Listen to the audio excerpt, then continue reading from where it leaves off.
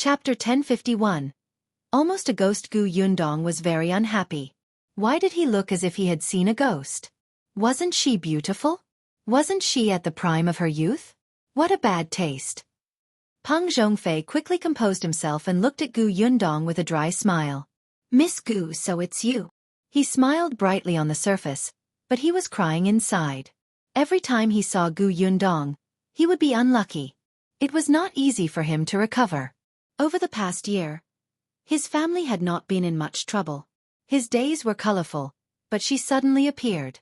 He felt like something was going to happen again. Peng Zhongfei looked at Lu Wei with dissatisfaction and asked angrily, "What are you doing here?" Lu Wei. Hey, why did your expression change so quickly? Wasn't he just inviting me in to eat, drink, and be lively? What the hell? The three of them were staring at each other outside the door when Tao Yan, who had been waiting in the room, walked out. He naturally knew Lu Wei and immediately greeted him. So it's young Master Lu. Are you also here to eat? It's rare to meet you. Do you want to eat together? But in the blink of an eye, he saw Yundong and immediately felt a little embarrassed. He did not know Yundong. When he saw her standing with Lu Wei, he thought that she was his relative or cousin. If it was a family gathering, it would be difficult for him to invite them. However, Lu Wei didn't feel embarrassed.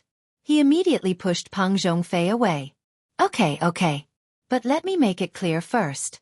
Although this is my restaurant, you have to treat us to this meal. Peng Zhongfei's mouth twitched and he looked at Yundong.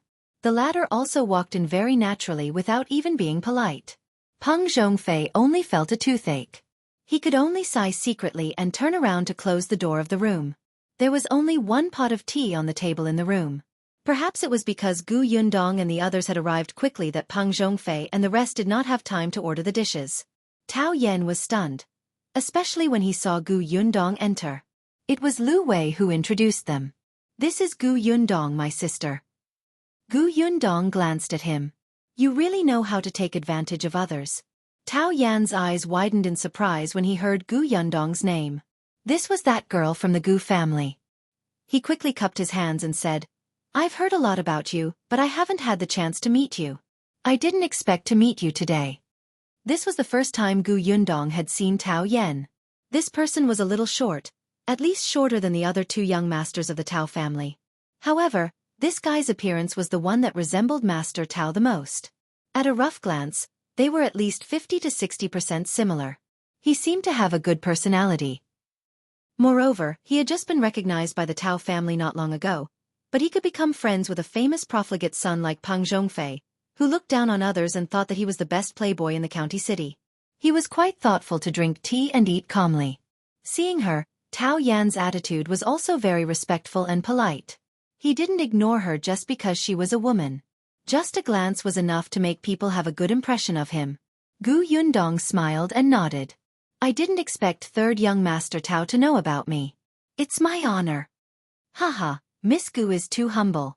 Previously, after I was recognized by the Tao family, there was a welcome banquet at home. My elder brother even said that he would invite young Master Shao and Miss Gu over. I didn't expect the two of you to not be in the county city. That's why I didn't have the privilege to see you. Yundong was surprised, but seeing that he was not afraid to mention his background, it was convenient for her. If you find any errors, ads pop up, ads redirect, broken links, non-standard content, etc., please let us know report so we can fix it as soon as possible. Chapter 1052. How did you find her? Then I can only congratulate third young Master Tao for acknowledging his ancestors and reuniting the family. Yundong held a cup of tea and toasted him. Tao Yan quickly picked up his teacup and drank it. Thank you. Speaking of which, third young master has come to the end of his suffering. His good days are all in the future. Yundong pretended to speak casually.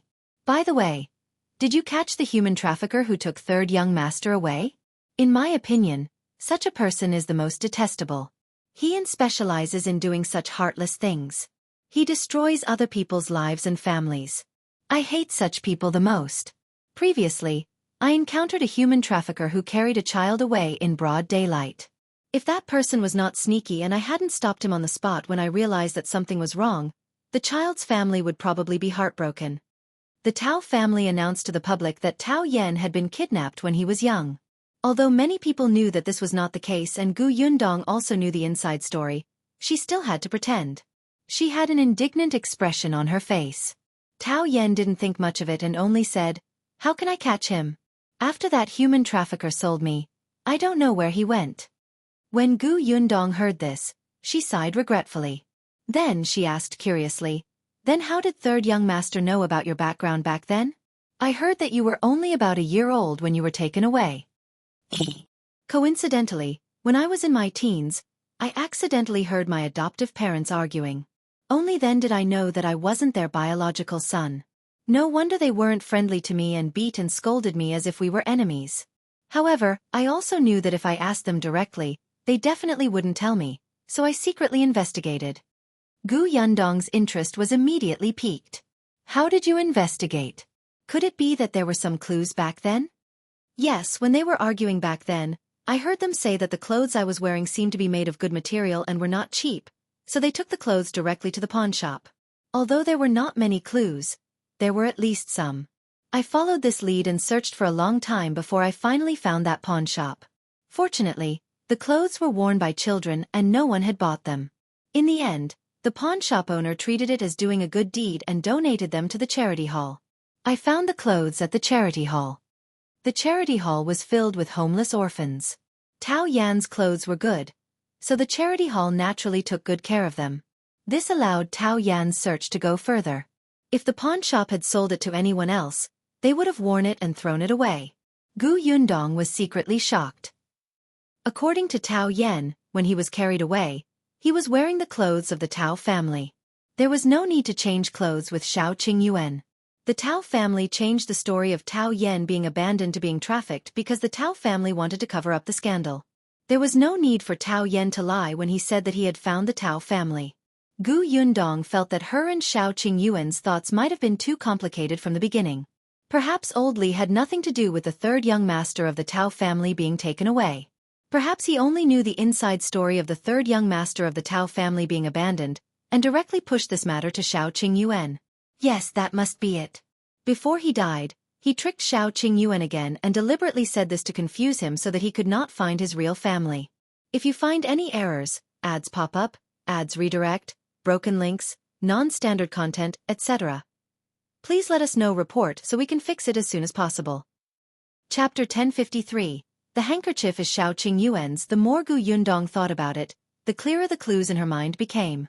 If things went back to the beginning and all the clues related to the Tao family were removed, then the only thing that could prove Shao Qingyuan's background might be the handkerchief that Li Dunzi and his wife had hidden. The handkerchief belonged to Shao Qingyuan, and it was given to him by his family. But why did old Li do this? It could only mean that he had a grudge against Shao Qingyuan, or against Shao Qingyuan's family. Gu Yundong's eyes grew brighter and brighter. They could start from there. At this moment, her mood suddenly brightened. I was lucky. When I found half of it, Big Brother happened to be looking for me. Tao Yan continued. Only then did I know my background. After confirming it, I returned to the Tao family. Gu Yundong came back to her senses and nodded. Third young master, good things come after hardships. You will definitely have good fortune in the future. Ha ha ha, thank you for your nice words. Tao Yan smiled. My brother is indeed very good to me. Gu Yundong raised her eyebrows. Yes, only your brother treats you well. The others don't look too good. The corners of Peng Zhongfei's mouth twitched. He wanted to speak, but the two of them had been talking back and forth since they sat down. He couldn't even find a chance to interrupt. Wasn't this the first time the two of them met? How could they have so much to talk about? He endured it and then glanced at Lu Wei. He did not expect this kid to be drinking tea rather enjoyably. Was there a mistake? Even if he was treating, even if this was the best tea in Xianxia restaurant, there was no need for this guy to be like this, right? This is your restaurant. How dare you take advantage of me when you want to drink high-quality tea? Intolerable. Peng Zhongfei raised his leg under the table and kicked him hard. Cough, cough. Lu Wei was careless and the tea directly poured into his nose. He instantly exploded. Why did you kick me? Peng Zhongfei was speechless. He had used too much strength. He touched his nose guiltily and met the gazes of the other two. He said, I heard them chatting. When I got excited, I bumped into you. Why are you so excited? You're wasting my tea. So your point is this?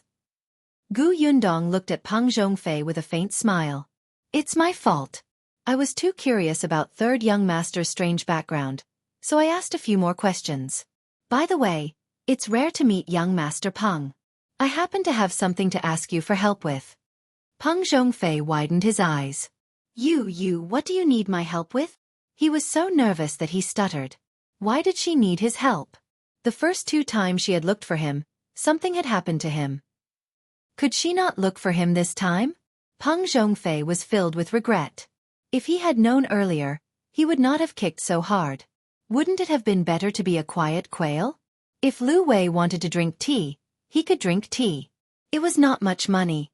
Now, Gu Yundong had finally noticed him. Peng Zhongfei was extremely bitter in his heart, but in front of his 2 friends, he still controlled his facial expression very firmly and said seriously, What help? Tell me. No matter what, we're friends.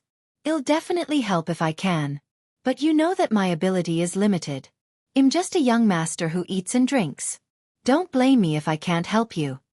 Gu Yundong was speechless. Am I that scary? I won't let you climb a mountain of swords or go through a sea of fire. She shook her head and took out the handkerchief embroidered with words from her sleeve. If you find any errors, ads pop up, ads redirect, broken links, non-standard content, etc. Please let us know report so we can fix it as soon as possible. Chapter 1054. The origin of the handkerchief. Ever since he took the handkerchief from Madame Du, Shao Qingyuan had handed it to her. Gu Yundong had always kept important things in her space. The handkerchief was taken out of her space with the help of her sleeve. She handed it to Peng Zhongfei directly. Young Master Peng, your family runs a cloth shop, so you must be very familiar with fabric. Coincidentally, I just got a piece of fabric not long ago. I think this material is very good and feels very comfortable to touch. I want to ask young Master Peng, do you sell this material in your cloth shop? Peng Zhongfei secretly heaved a sigh of relief when he heard that. Luckily, it wasn't a big favor. Although he was a profligate son, he still had to manage his own business. Familiarizing himself with fabric was the most basic common sense. Therefore, Peng Zhongfei took the handkerchief confidently. Let me see. When he touched it, he felt that the material was indeed not bad. But, Peng Zhongfei frowned and looked at it carefully. Then his face turned red. Gu Yundong asked, Young Master Peng, do you know it? Don't be hasty. I haven't checked it carefully. Peng Zhongfei coughed lightly. He stood up and walked to the window. He looked at the light outside carefully twice. No one knew if he had figured it out or not, but he quickly sat back at the table and rubbed the handkerchief with both hands. Gu Yundong was speechless. Hey! Fortunately, he only rubbed it twice. However, Peng Zhongfei used his nails to scratch it twice. Gu Yundong could not take it anymore. She suddenly stood up, pulled his hand away, and retracted the handkerchief. She looked at it like it was a treasure. Thankfully, it wasn't broken, but there were traces. Gu Yundong looked at Peng Zhongfei angrily. Do you recognize it or not? If you don't ruin it for me, okay? Peng Zhongfei immediately nodded. Yes, of course. Gu Yundong, Lu Wei, and Tao Yan looked at him suspiciously. It took him so long to recognize it. I really recognize it. Peng Zhongfei was a little anxious. I've seen this material before, but our cloth shop doesn't have it. It's not just our cloth shop. I reckon even the Prefectural city doesn't have it. This material is fabric from the Jiao kingdom. It's usually a present to our country. Therefore, there definitely isn't much of this. Basically, it's bestowed to the concubines or high-ranking officials by the emperor after he obtained it. Gu Yundong was stunned. Materials from the royal palace? No way. So you're saying that only those noble families in the royal palace or the capital have it? Was Brother Shao's identity so impressive? That's not true. There are also some among the commoners, but they're very few. It's definitely unavailable in shops. Although it was offered by the Jiao kingdom, the fabric that entered Dajiang was basically used by the emperor to reward the concubines and officials. However, the Jiao kingdom also had business dealings with Dajiang. If the commoners had the financial ability, it was not surprising for them to obtain this fabric. However, they definitely could not sell it. Otherwise, they would be courting death. Are you sure? Peng Zhongfei nodded vigorously. He was very certain. He had seen it once before when he followed his father to the capital. There was too little such fabric to sell. Gu Yundong was a little dumbfounded. So, the scope was still very wide. The high-ranking officials and nobles in the capital had them, and so did the concubines and civilians. Where could she start looking? Also, it was unlikely that old man Li would go to the capital, right?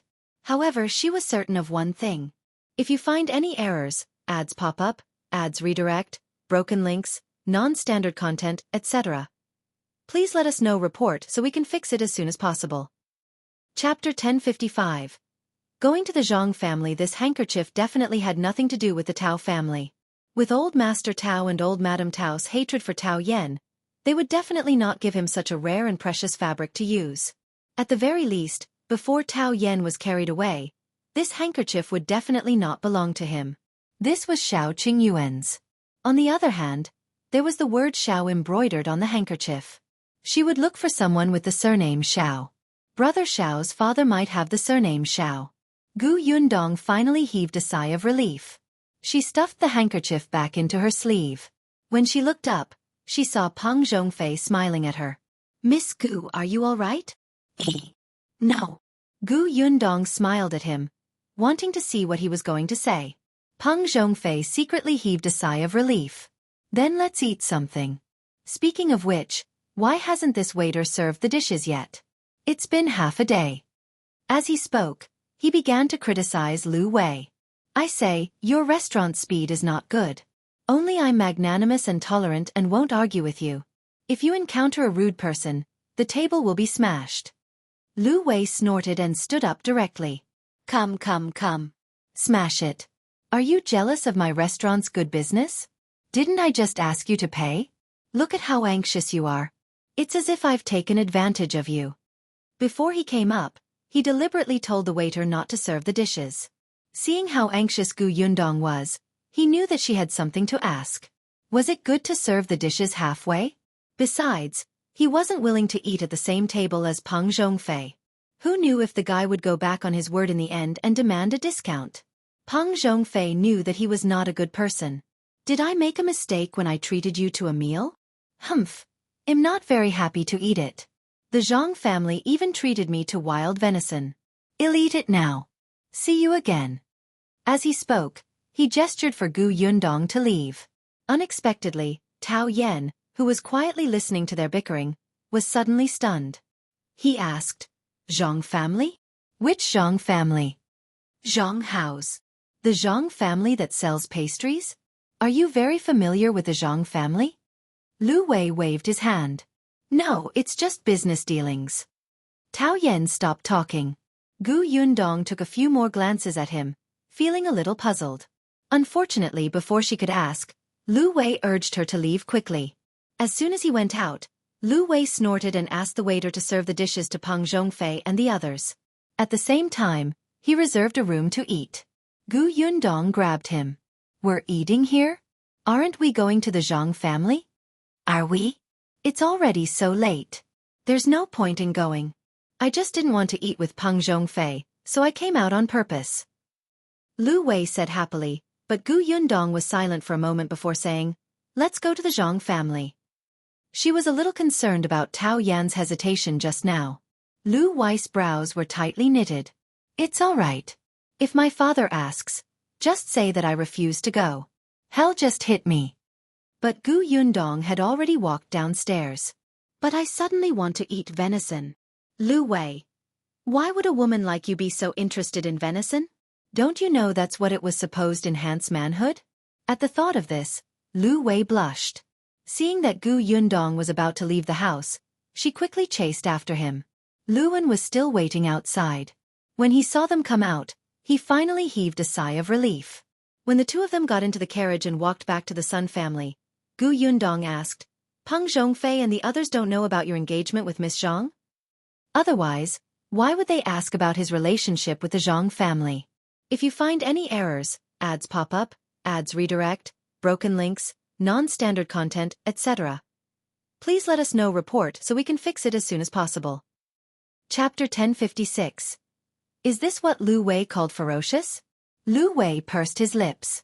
If even you don't know, how would they know? Gu Yundong raised an eyebrow at him.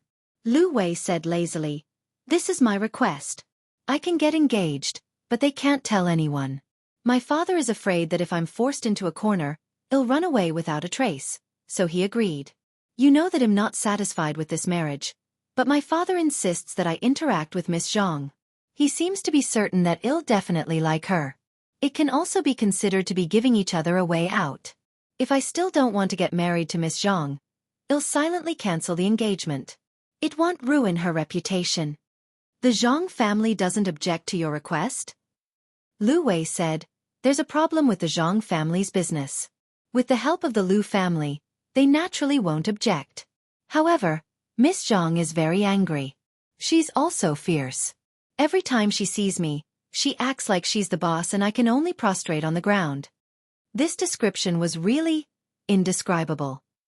As the two of them spoke, the carriage stopped in front of the Sun family's house. Lu Wei asked Gu Yundong to wait in the carriage while he jumped out. Not long after, he returned with Lu Yen. Gu Yundong and Lu Yen had met twice. Although they were not as familiar as Lu Wei, their relationship was not bad. She sat next to Gu Yundong and said, I heard from Lu Wei that this kid is too insensible. My father is also messing around and I have to trouble you to make a trip. It's all right. I'm friends with Lu Wei. I'm also very curious about his fiancée. Gu Yundong smiled. Sister Lu, are you familiar with Miss Zhang? I've met her twice, but I can't say that I'm familiar with her. Although they were both young ladies from wealthy families in the county, Lu Yen was 7 or 8 years older than Miss Zhang. When she was still a girl, Miss Zhang was just a little bean. Later on, she married someone and gave birth to a child. She could not play with Miss Zhang. Although they had met twice, it was actually in a hurry. Gu Yundong nodded. She knew what was going on. The Zhang family was really quite far from the Lu family. One was in the south and the other was in the north of the county. When the carriage stopped at the entrance of the Zhang family's house, a servant was waiting anxiously outside.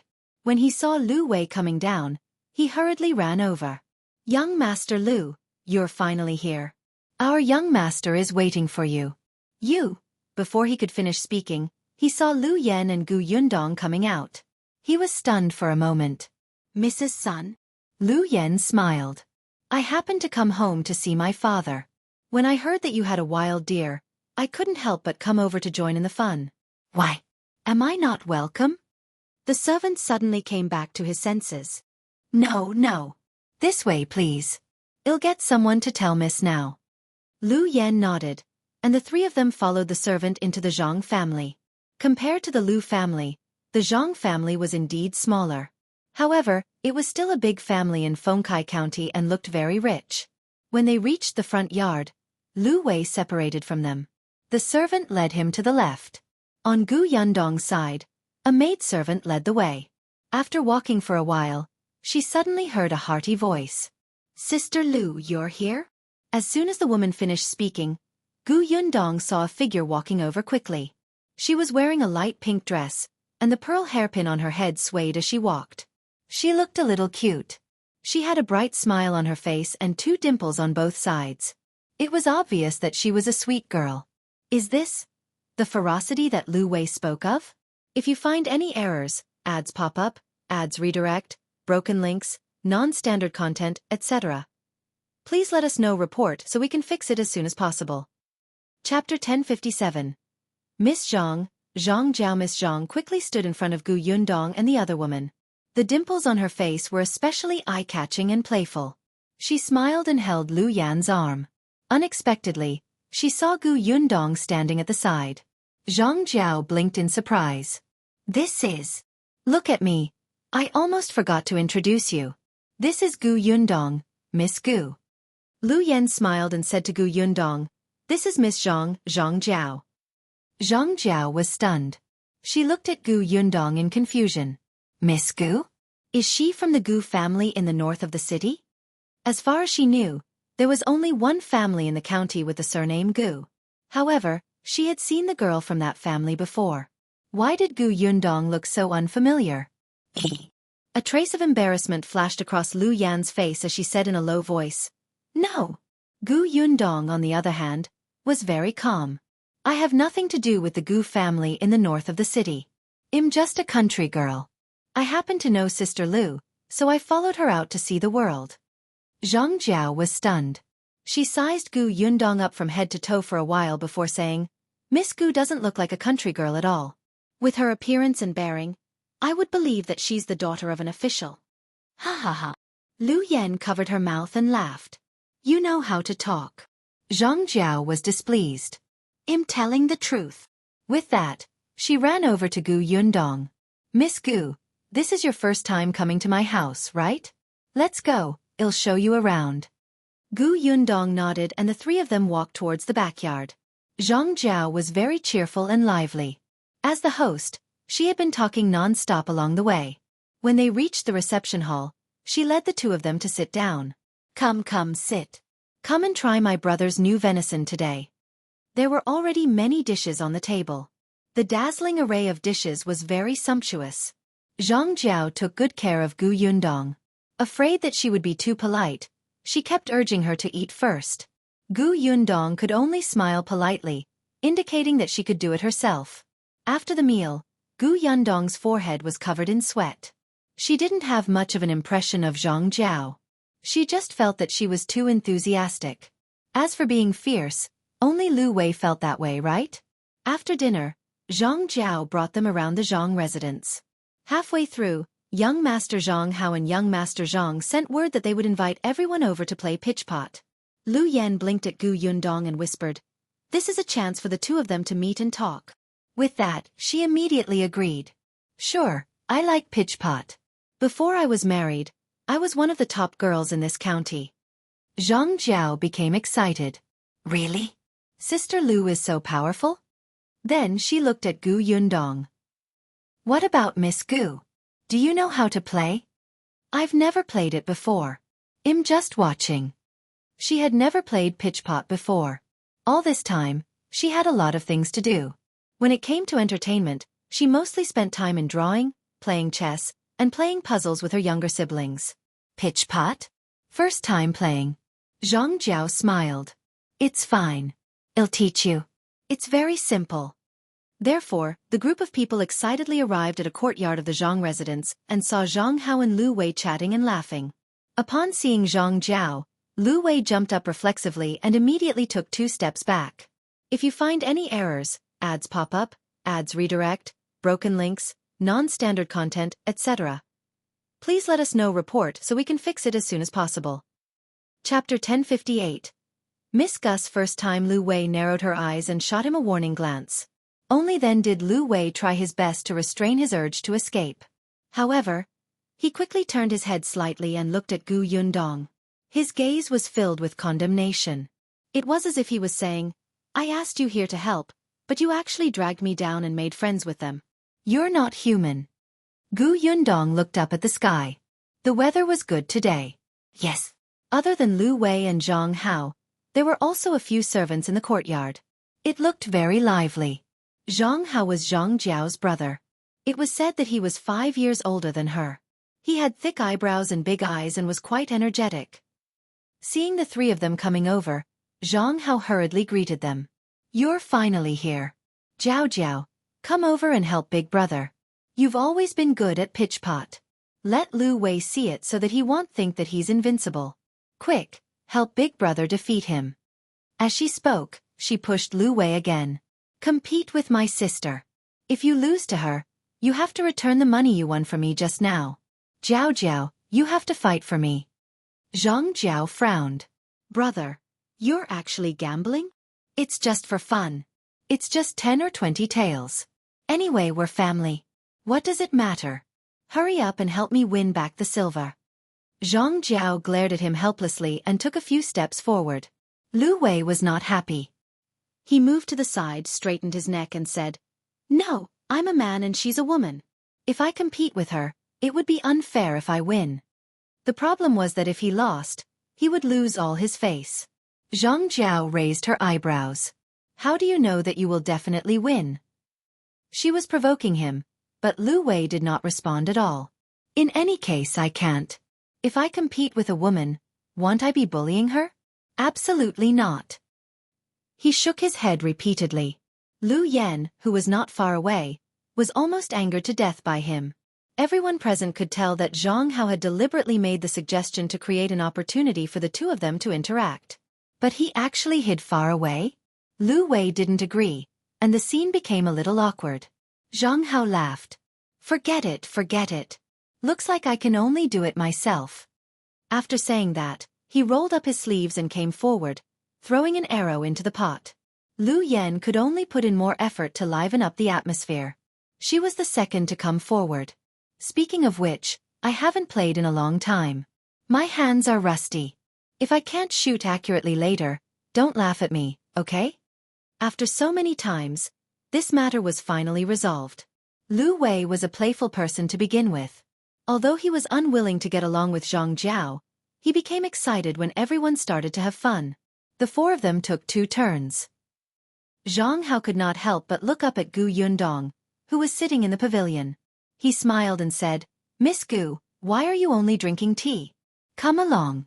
The 3 girls can compete to see who's the best. Zhang Jiao hurriedly said, No, Miss Gu has never played this before. This is the first time. Then she said to Gu Yundong, Let's not listen to eldest brother. He'll teach you how to play first. It's boring to compete. Zhang Hao waved his hand. You're good at playing by yourself, but there's no need to teach others. I'll teach you. Miss Gu will definitely like it after learning this. Next time, you don't have to sit there alone and be bored. Lu Wei frowned. Why were the 2 of them joining in the fun? The Gu girl was not familiar with them. What was there to teach? If you find any errors, ads pop up, ads redirect, broken links, non-standard content, etc. Please let us know report so we can fix it as soon as possible. Chapter 1059. Gu Yundong crushes them. He was here, and Big Sis was here. Was it their turn? Lu Wei jumped into the pavilion in 2 or 3 steps. Ignore them. Just sit here and eat snacks and drink tea. Speaking of which, their snacks are not bad. After all, they were in the snack business. Gu Yundong was silent for a moment before saying in a low voice, I remember you telling me in the carriage when you came. You once told Miss Zhang my name, right? Lu Wei nodded, but he looked confused. Yes, why? Gu Yundong smiled. Nothing. She stood up and walked out of the pavilion. She didn't know if the 2 siblings saw that Lu Wei's attitude toward her was different, but they looked a little unhappy now. Lu Yan couldn't help but hold her forehead. This silly little brother. Gu Yundong walked in front of Zhang Hao and took out an arrow from the basket beside him. He said, There's no need to teach me. I saw that you guys played 2 rounds just now and have roughly learned it. Zhang Hao quickly came back to his senses and said with a smile, It's not something that can be learned just by looking at it. You don't know, although this pitch pot looks simple, it requires agility. The angle has to be chosen well, and the wrist has to be exerted, the eyes. With a bang, the arrow in Gu Yundong's hand flew forward and went straight into the pot. Zhang Hao, Zhang Jiao, Lu Yan, Lu Wei said, All right. Clap, clap, clap, clap, clap, clap. Gu Yundong's mouth twitched. Zhang Hao, who was beside him, quickly applauded.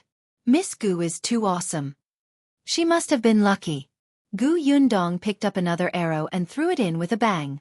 Good. Lu Wei continued to cheer excitedly. She did not want to look at her annoying brother. Fortunately, she still had Lu Yi at home. If he could inherit the family business in the future, the Lu family would not be declined just like that. Zhang Hao frowned slightly, but he quickly relaxed. Bang, bang, bang, bang, bang. Following that, there were a few more soft sounds. After that, the arrows were all in the pitch pot without exception. At this moment, everyone present was surprised. The pitch pot looked simple, but Zhang Hao was right. Skill was really important. They admitted that their skills were not bad, but it was not to the point where they did not miss a single shot. Even if it was them, it was impossible for them to not miss a single one of the 7 or 8 arrows in a row. Bang, bang, bang. Gu Yundong nodded in satisfaction. Not bad. Other than Lu Wei, who had a proud and excited expression on his face, everyone else in the courtyard had wooden expressions. Zhang Jiao took a while to find her voice. Miss Gu, is this really your first time playing? Gu Yundong nodded seriously. It's true. I never lie. Lu Wei secretly pursed his lips. Shouldn't you be honest with yourself? Gu Yundong rubbed her wrist and continued. You also know that I'm just a country bumpkin. I've done too much farm work at home. I'm strong and my wrist is strong. That's why I didn't miss any of them. Is that so? Zhang Jiao was stunned. She looked at her, then lowered her eyes to look at her wrist. Gu Yundong's expression was serious. That must be the case. Zhang Hao was so shocked that he could not say a word just now. Now, he finally said dryly. So there are such benefits to doing farm work. Looks like I should go to the field to train. Young Master Zhang, that's a good idea. Gu Yundong agreed. Zhang Hao laughed dryly again. If you find any errors, ads pop up, ads redirect, broken links, non-standard content, etc., please let us know report so we can fix it as soon as possible. Chapter 1060. Have you fallen for Gu Yundong? Gu Yundong had thrown the arrows once, and almost crushed everyone present. When she continued to play, no one called her. However, Zhang Hao and Zhang Jiao still came to her side from time to ask about her well-being, as if they were afraid that as the host, they would neglect her. Gu Yundong also responded with a smile and continued to drink tea and eat snacks. Lu Wei's words made sense. The Zhang family's snacks were indeed not bad. However, after eating and drinking too much, she could not control her physiological reaction. Gu Yundong saw that the others were playing and did not notice her. She called the maidservant beside her and asked her to lead the way to the toilet. The maidservant quickly responded and led her out of the pavilion. After walking out of the courtyard and making 2 more turns, the maidservant stopped. Gu Yundong entered the outhouse. The maidservant was waiting outside. However, when Gu Yundong came out, the servant girl was nowhere to be seen. Gu Yundong could not help but rub her chin. Was the Zhang family going to do the same thing as the Peng family? Was it so dangerous to go to the toilet in a rich family? Could she be killed after going in and coming out? It couldn't be, right? She didn't have any deep hatred with the Zhang family. It was her first time meeting them, so she was very flustered. Gu Yundong stood at the same spot for a long time, but the servant girl still did not come. Forget it, she still knew the way. She raised her foot and slowly took a small step forward. Just like when they came, Gu Yundong turned 2 corners. Just as she was about to reach the courtyard, a voice suddenly came from the corner. She didn't want to stop, really, even if the speaker happened to mention her name. However, if she didn't stop, she would directly bump into him. It would be a pity if the person who spoke couldn't finish his sentence. Thus, Gu Yundong leaned against the wall and listened quietly to the voices around the corner behind him. Did you notice that Miss Gu's appearance is actually the most outstanding among the 3 of them? I did. She's indeed good-looking, but I heard that she's just a village girl. So what if she's a village girl? Even if she's a village girl, she's still better than us servants. She's even better than our... The person who spoke suddenly lowered her voice. She's even better than our young madam. That's true. Young madam's health is too poor. She's lying on the bed sickly all day. Young master doesn't even go to her room now. Speaking of young master, did you notice just now? Young master seems to treat that Miss Gu very differently. That's right, that's right. I can see it too. Eldest young master is especially enthusiastic about taking care of Miss Gu. From time to time, he would look at Miss Gu as if he was afraid of neglecting her. He even asked us to heat up the tea and snacks.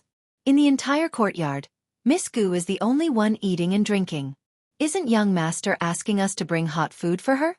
Also, just now, young master said that he wanted to personally teach Miss Gu. In the past, when Miss asked young master to teach her, young master was very impatient. Do you think young master is interested in Miss Gu? I've never seen young master so concerned about someone. Sigh, so what if he's interested? With young madam around, it's impossible for young master to marry her. Who said it's impossible? The person who spoke suddenly became excited, but he tried his best to suppress it, as if he was about to say a shocking secret. Let me tell you, I just heard some incredible news yesterday.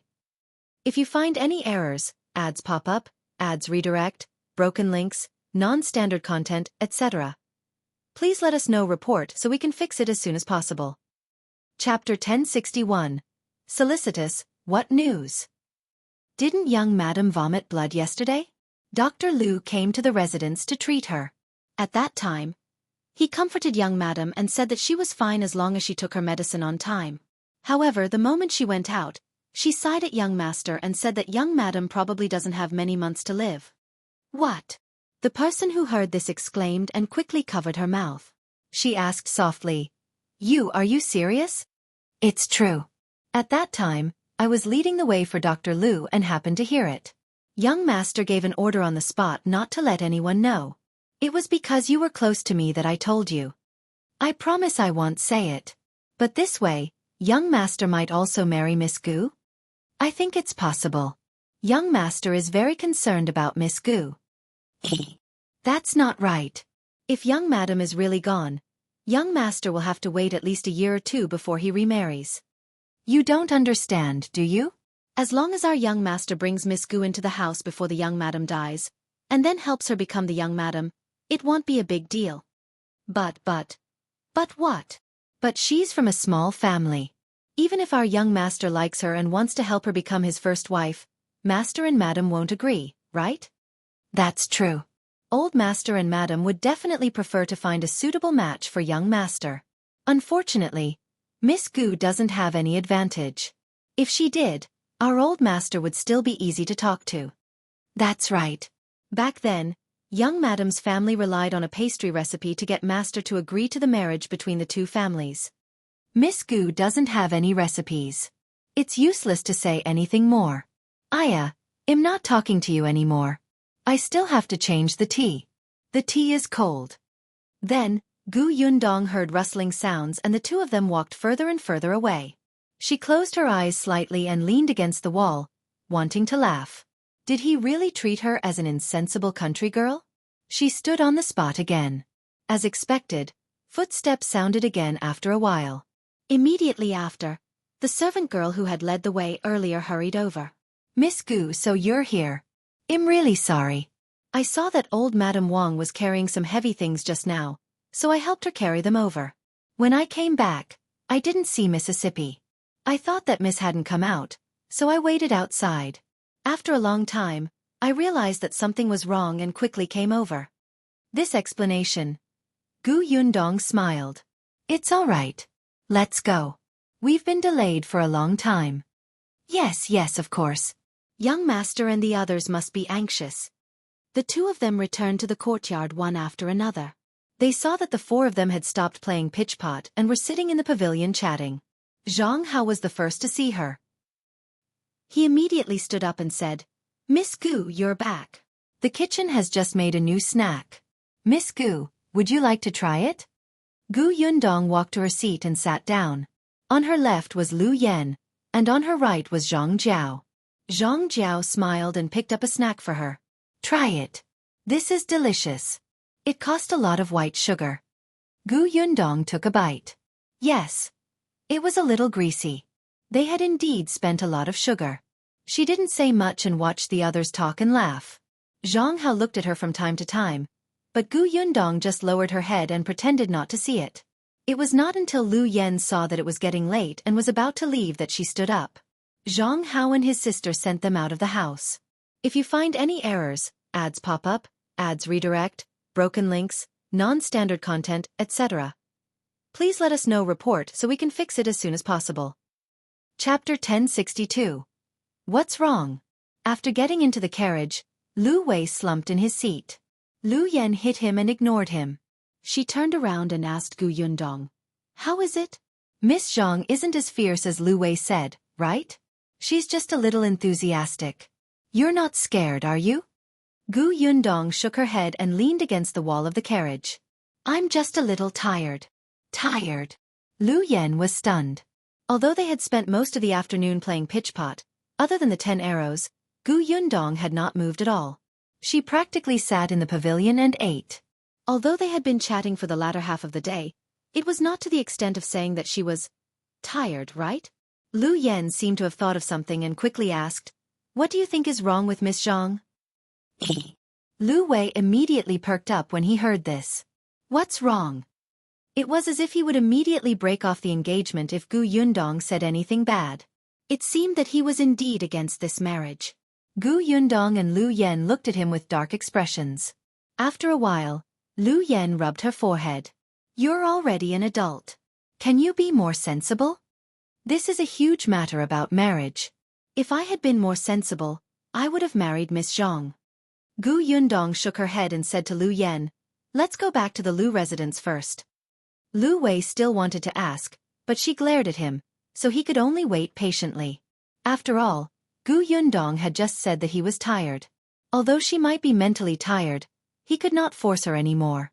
What if Shao Qingyuan found out and felt that his wife was being bullied? The carriage headed towards the Lu residence.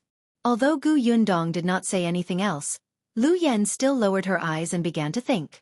She recalled today's situation and wanted to see if there was anything wrong.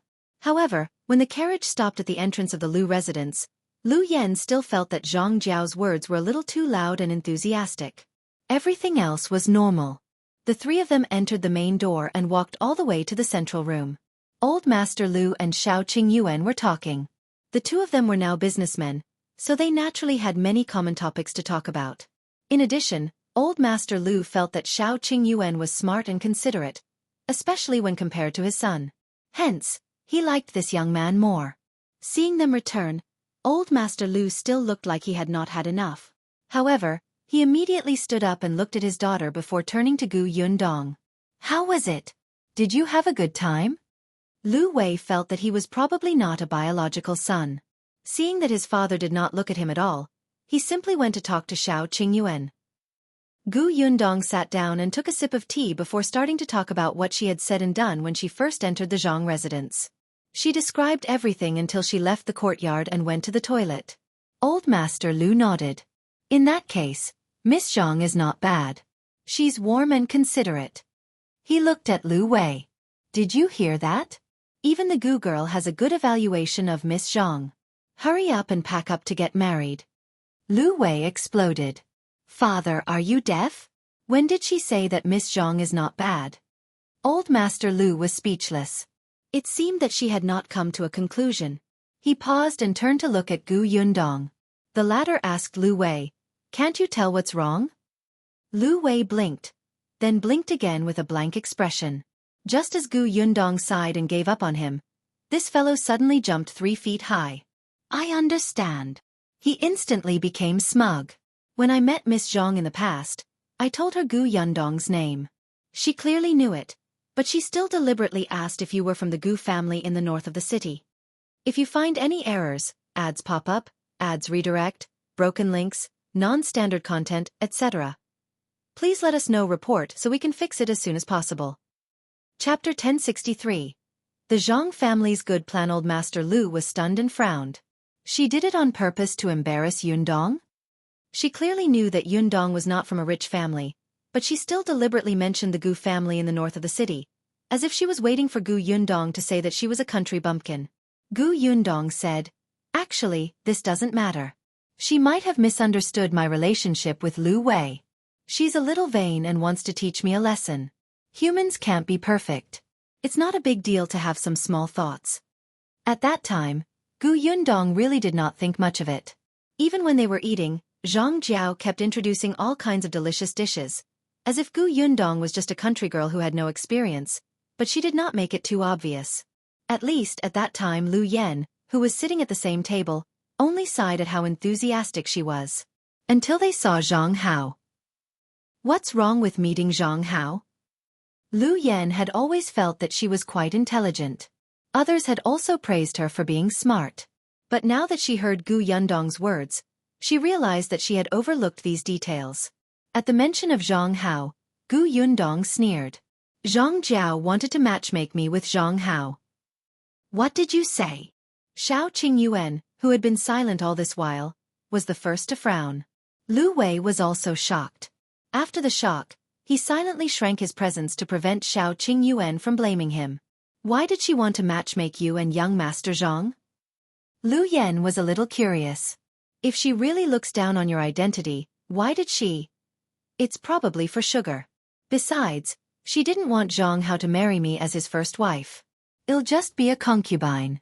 It's not a loss for their family to exchange the identity of a concubine for the sugar.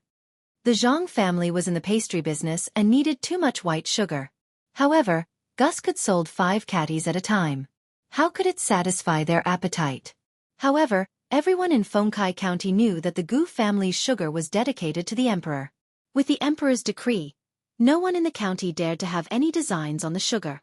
However, this did not mean that they could not have designs on Gu Yundong.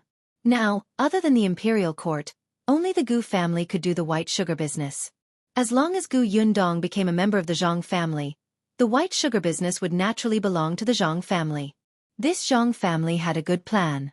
Moreover, the 2 whispering people had specially mentioned that the young madam did not have many months left to live. They gave Gu Yundong some pressure and let her know that if she wanted to marry into the Zhang family and become the young madam of the Zhang family, it was best to become the young master's concubine as soon as possible. Gu Yundong was speechless. Why was the Zhang family so sure that she would fall for Zhang Hao? Just because he was the eldest young master of the Zhang family? Old Master Lu frowned when he heard that. Old Master Zhang's business ability was average and he had some small problems, but as an in-law, there was no big problem. But his children, especially Zhang Jiao. It was fine even if she had some tricks up her sleeve. He did not care. However, she could not be too unreliable. Lu Wei was already unreliable enough. Even if his future wife wasn't too smart, she should know her limits. Since Zhang Jiao knew that Gu Yundong's family was in the sugar business, she would definitely know that she was engaged. She went to matchmake a girl who was engaged to be her brother's concubine? And she even used her sister-in-law as a raft. She simply didn't know what was going on. Moreover, anyone with a discerning eye could tell that Gu Yundong had a close relationship with the Lu family. Yet, she had to offend Gu Yundong. Not only could such a person not help Lu Wei, but she would also drag him down. Gu Yundong saw that old Master Lu knew what he was doing, so she added, "Uncle Lu, why don't you spend more time to find out more about Zhang Jiao's personality and the Zhang family's plans?" Gu Yundong was still very concerned about Tao Yan's expression when he asked about the Zhang family. Old Master Lu nodded. He thought so too. If you find any errors, ads pop up, ads redirect, broken links, non-standard content, etc., please let us know report so we can fix it as soon as possible. Chapter 1064. Shocking result. Lu Wei was very happy to hear that.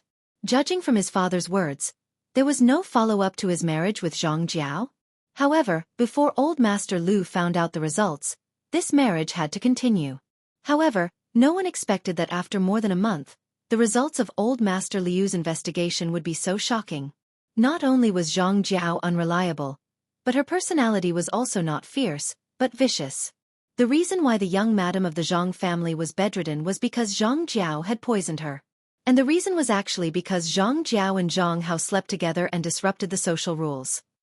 This was a huge amount of information. When old Master Lu found out, he almost couldn't breathe. His fingers trembled. The Zhang family actually wanted to marry such a lousy thing to the Lu family and become the wife of his precious son? Old Master Lu was trembling with anger, but he still continued to investigate. As expected, Zhang Jiao was not the daughter of the Zhang family at all. She was the illegitimate daughter of Mrs. Zhang's brother, who was afraid that the tigress at home would find out. So he lied and said that she was Mrs. Zhang's daughter. He gave old Master Zhang some benefits and raised Zhang Jiao in the Zhang family since she was young. It was not until Zhang Jiao and Zhang Hao's affair was exposed that old Master Zhang and Madame Zhang could not wait to arrange a marriage for Zhang Jiao. Of course, Zhang Jiao was unwilling at first. She wanted to reveal her identity and marry Zhang Hao openly. However, she was dreaming. How could old Master Zhang and his wife agree? She was just an illegitimate daughter. Not to mention how revealing her identity would affect Mrs. Zhang's brother.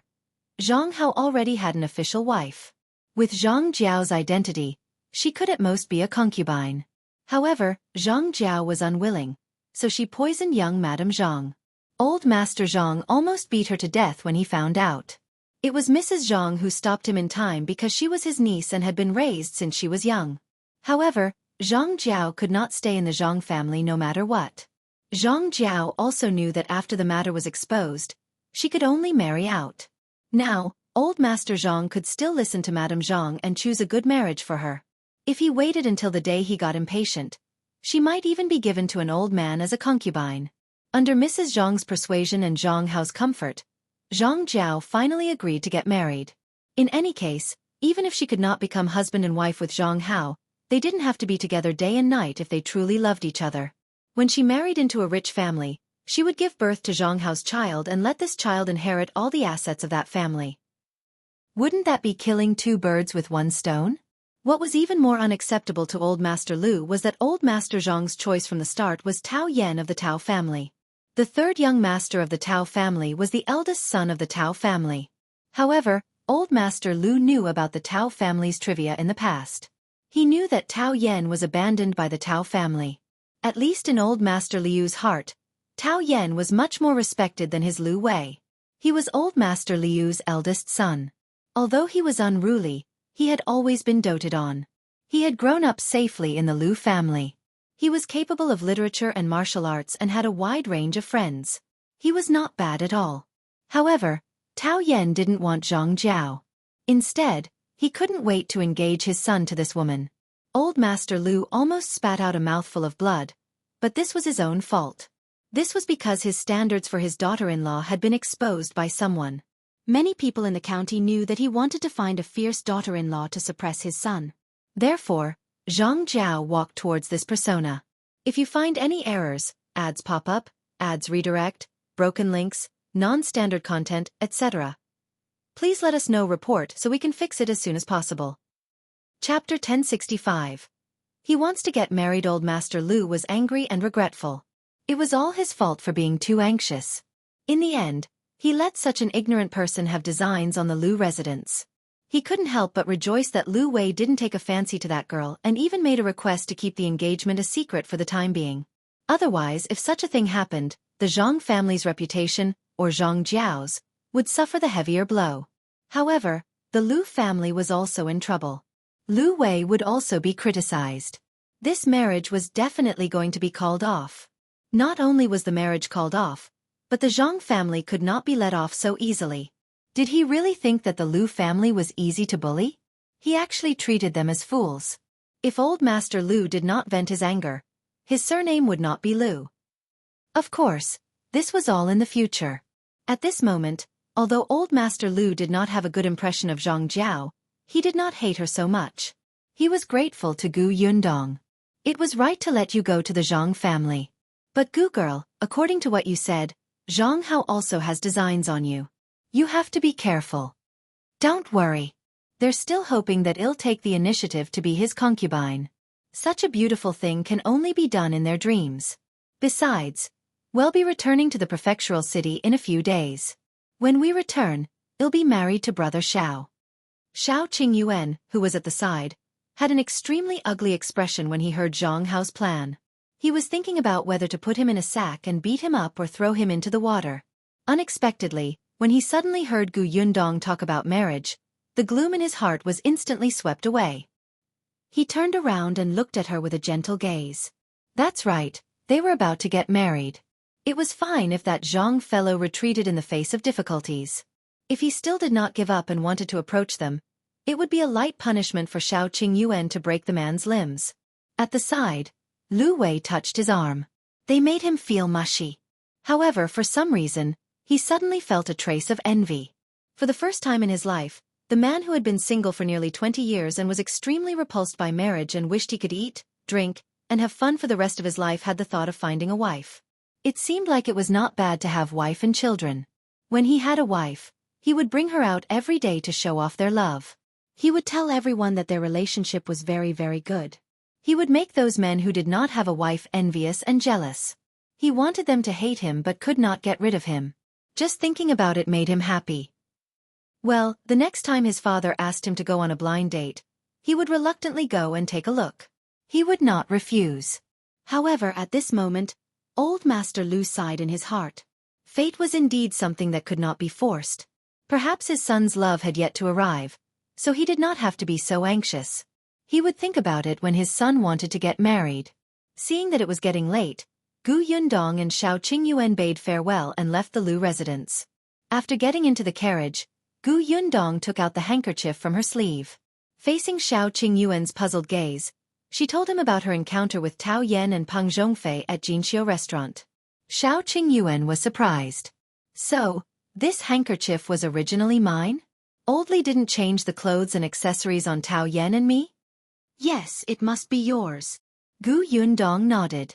And according to Peng Zhongfei, this handkerchief is very rare and precious. Since your family put such a rare handkerchief on you and use it as an ordinary handkerchief, they must dote on you very much. Shao Qingyuan suddenly tightened his grip on his handkerchief, and his lowered eyelids trembled slightly. If you find any errors, ads pop up, ads redirect, broken links, non-standard content, etc., please let us know report so we can fix it as soon as possible. Chapter 1066. Does Old Li have an enemy? Gu Yundong saw it and suddenly felt sorry for him. Sure enough, Brother Shao was very concerned about this. She reached out and grabbed his large palm. Her fingers intertwined with his and held onto it tightly. Shao Qingyuan raised his head and hugged her. He rubbed his chin gently on her hair. I'm fine. Big Brother Shao, Old Man Li might have a grudge against your family. That's why he carried you away and tortured you like this. However, if your family is powerful, why would Old Man Li, an illiterate farmer, be involved? Shao Qingyuan said, let's go back and ask Li Dunzi. Gu Yundong nodded. When the carriage drove into Yongfu village, the sky was already a little dark. When they arrived at the Gu residence, the two of them got out of the carriage and went straight to second brother Li's house. Li Dunzi and Madame Du had been very happy these past 2 days. Their son was married, and Shao Qingyuan and Gu Yundong came to congratulate them. The villagers' attitude towards them instantly changed. Even Madame Du's maternal family became much more affectionate. Especially today, they wanted her to talk to Shao Qingyuan so that their family could cut the queue and come over in advance for the vaccination. Madame Du didn't dare to agree to such a request. Her maternal family didn't know, but she knew very well. Shao Qingyuan and the others gave her face because of that handkerchief. Hence, she found an excuse to reject them selflessly. When Shao Qingyuan and the others came in, Madame Du was feeding the chickens. Hearing a familiar voice coming from the door, she thought that she had heard wrongly. It took a while for him to react and hurriedly went out to welcome her. Why are you here? We want to ask you something. Gu Yundong looked behind her but did not see Li Dunzi. Madame Du was smart and quickly invited the two of them in. She said, my husband is in the house. Come in and drink some water. Li Dunzi sat there happily eating peanuts. When he saw the two of them enter, he was shocked. After the few of them entered the house, Madame Du closed the door. Shao Qingyuan asked, do you know who Old Li has a grudge against? Li Dunzi and his wife were surprised. A grudge? No. Although Old Li's thoughts were a little complicated and hurt Shao Qingyuan in the dark, at least to outsiders, he looked like an honest and amiable old man. He was quite popular in Yongfu village. Hence, both of them shook their heads. I've never heard of my father having a grudge against anyone. All these years, he hadn't even argued with the villagers. Gu Yundong frowned. Actually, Shao Qingyuan also knew this. She thought for a moment and changed the question. Then do you know that he left Fengkai County in the past and went to the prefectural city, or even further like the capital? Madame Du widened her eyes. The capital? No way. Why did he go so far away? My father-in-law was just a farmer. How could he go to the capital? That's the capital. Who would dare to go without some money? She shook her head vehemently, thinking it impossible. Madame Du had only been to the county city at most. She had never even been to the prefectural city. She felt that the capital was on the horizon. It was too far away, so far that she could only hear this name in her life. On the other hand, Li Dunzi frowned slightly, as if he was in deep thought. His silence made Gu Yundong and Shao Qingyuan look at him. Madame Du asked in surprise, Honey, why did you think for so long? Could it be that father-in-law really went to the capital? Was he that powerful? Li Dunzi shook his head. I don't know. If you find any errors, ads pop up, ads redirect, broken links, non-standard content, etc., please let us know report so we can fix it as soon as possible. Chapter 1067. Very strange. Just as Gu Yundong was about to be disappointed, she heard him say, Although I don't know if my father went to the capital, he was indeed in the prefectural city. He scratched his head and tried his best to recall what had happened decades ago. My mother told us that my father was a peddler before he got married. He went to the prefectural city for business. After he got married, he stopped being a peddler.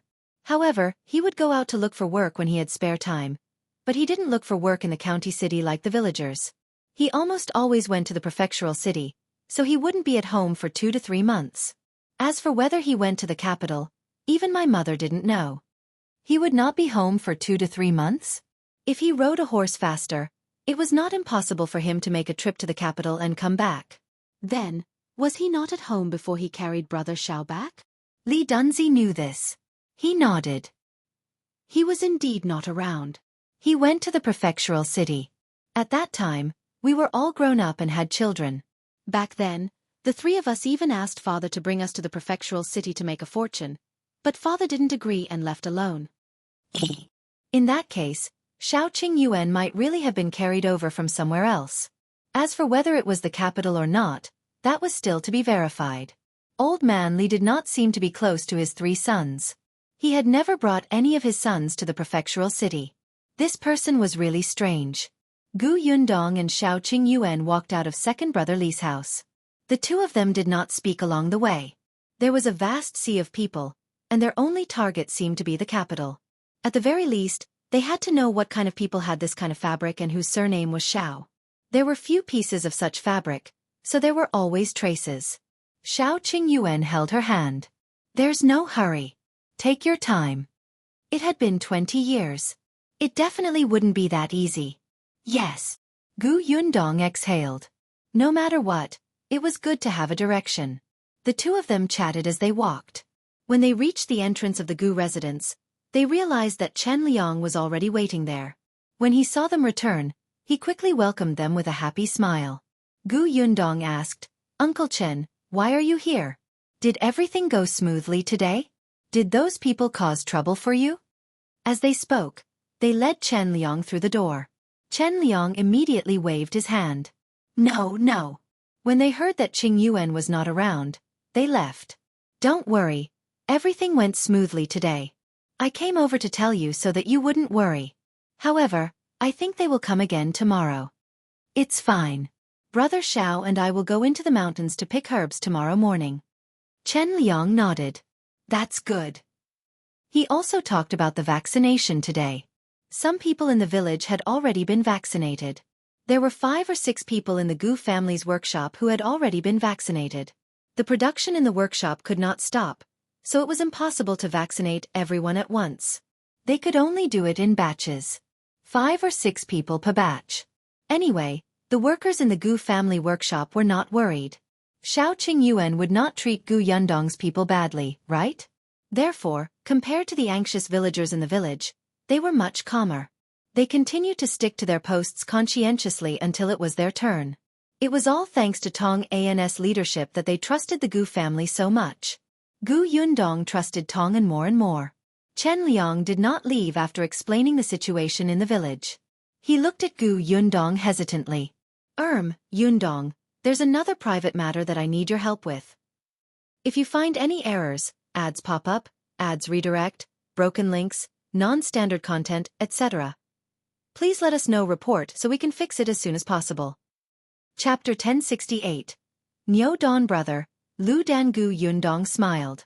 Uncle Chen, you don't have to be so polite. If there's anything you need, just say it. It'll definitely help if I can. It's like this. Chen Liang was still a little embarrassed. You also know that Niu Don Brother, Lu Dan, used to study in town. The corners of Gu Yundong's mouth twitched. She really did not know that Niu Don Brother was called Lu Dan.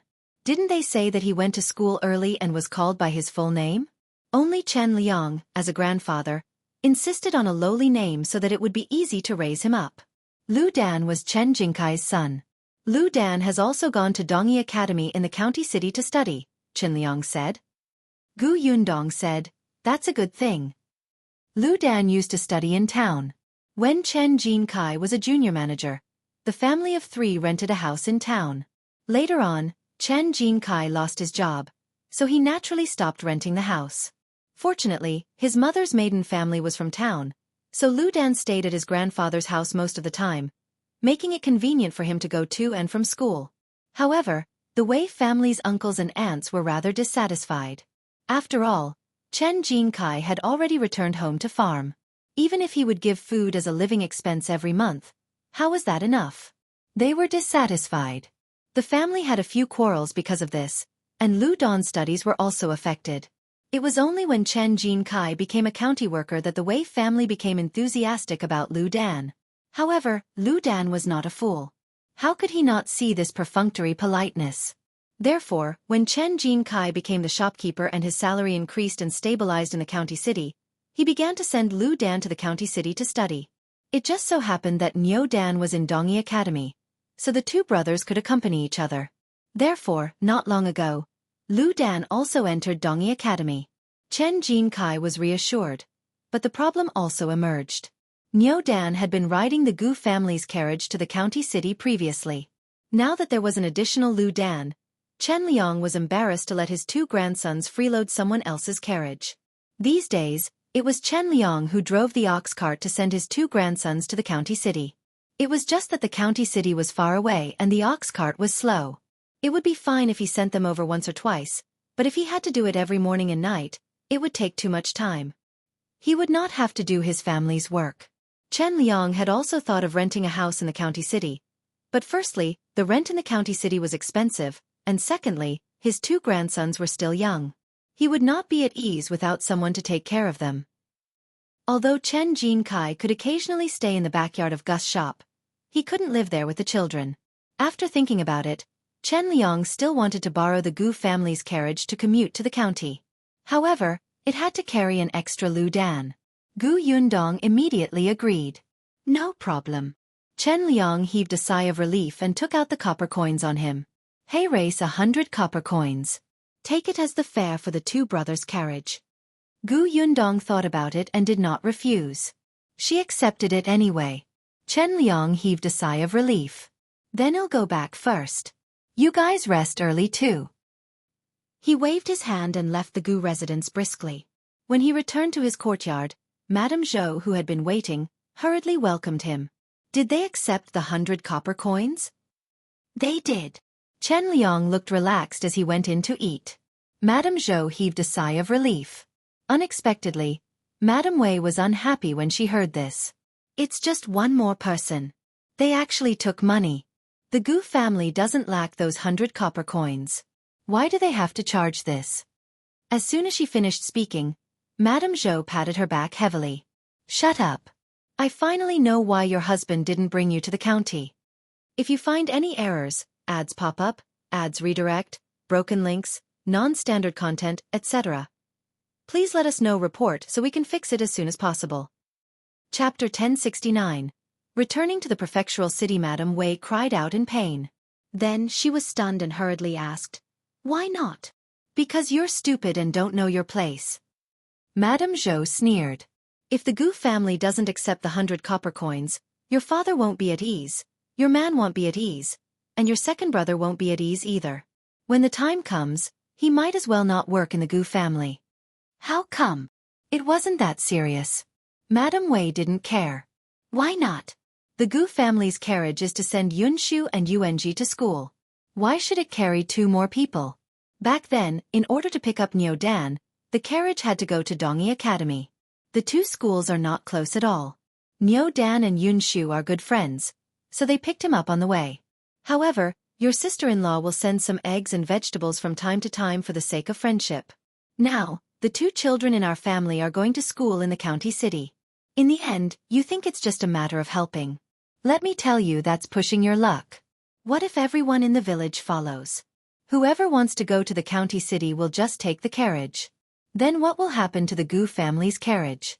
Have you thought about the consequences? No wonder her son said to let Madame Wei stay at home and let her teach her how to conduct herself.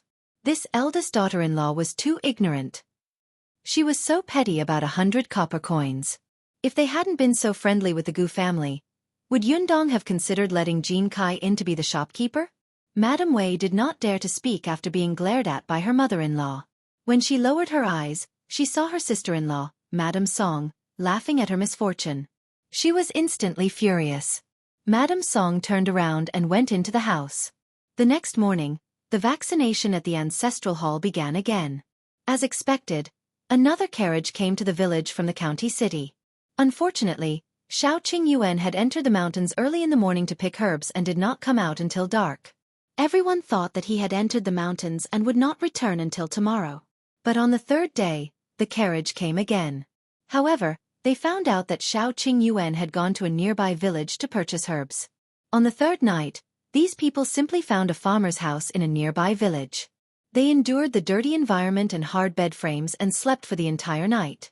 At dawn, they went to Yongfu village to stop Qingyuan. Unexpectedly, Qingyuan and Yundong had returned to the prefectural city. They came back mainly for two things. One was to take back the handkerchief, and the other was to inoculate the villagers. Now that the matter was completed, they really could not delay any longer. After all, the prefecture magistrate didn't give him much time. He had already stayed in Yongfu village for a few days. This time, Yundong and Qingyuan did not return to the prefectural city alone. Yunshu and Yuanji also went with them. The two of them had just finished the vaccination a few days ago. There were still some acne marks on their bodies, but they were fine. However, these two little guys stayed obediently in the carriage this time and did not even look out. It was as if they were afraid that others would see their ugly appearance. Yundong could not help but think of young Lady Yunka. It seemed that her younger siblings were very concerned about their image. At such a young age, they already knew the importance of their looks.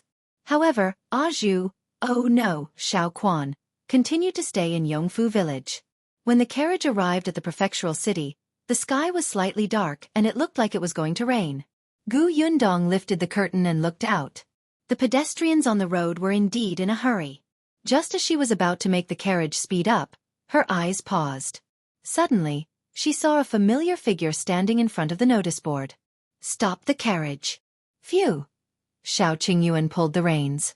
As soon as the carriage stopped, Yundong jumped out and walked to that person's side. "If you find any errors, ads pop up, ads redirect, broken links, non-standard content, etc. please let us know report so we can fix it as soon as possible." Chapter 1070. Eldest Aunt Gu wants to move out, Eldest Aunt. Yundong patted her shoulder. Dafeng was stunned for a moment before retracting her gaze from the portrait on the notice wall. "Yundong, you're back?" Dafeng said in surprise. Yundong nodded and looked at the notice wall. There was still a portrait of her uncle there, but there was still no news of him. Dafeng sighed slightly. "We're reunited. Only your uncle is left. I don't know where he is now." Yundong pursed his lips. "Eldest Aunt, don't worry. This portrait is not only in Xuanhe Prefecture, but also in Qingyuan Prefecture, Wanqing Prefecture, and even the capital. I've also asked someone to find out his whereabouts." Dafeng nodded. "I know. I just feel a little uncomfortable. It's been so long, and there's no news at all. Do you think he's already?" She didn't dare to continue. If that was the case, Dafeng hoped that she wouldn't hear from him for the rest of her life. Losing her daughter was already abnormally painful. If even her youngest brother lost his life in that escape, how bad would that be? He hadn't even married yet. Yundong was actually prepared for this, but she was a little indignant. "Eldest Aunt, let's go back first. It's going to rain soon. By the way, Yuanji is also in the carriage." When Dafeng heard this, she did look away. She rubbed her face hard and turned around with a smile. She hurriedly got into the carriage. The two children in the carriage seemed to be sleeping, but they were woken up by Yundong stopped the carriage. They were still in a daze and were about to sit up. Dafeng had not seen her son for a while. Seeing him like this, he immediately smiled. When Bien Yuanji saw his mother, he suddenly became energetic and pounced over. "Mother!" Dafeng hugged him and sat down at the side. "Are you still sleepy? Sleep a little longer. Mother will wake you up when we get home." Bien Yuanji blushed and nodded. Then, he leaned into her arms and closed his eyes.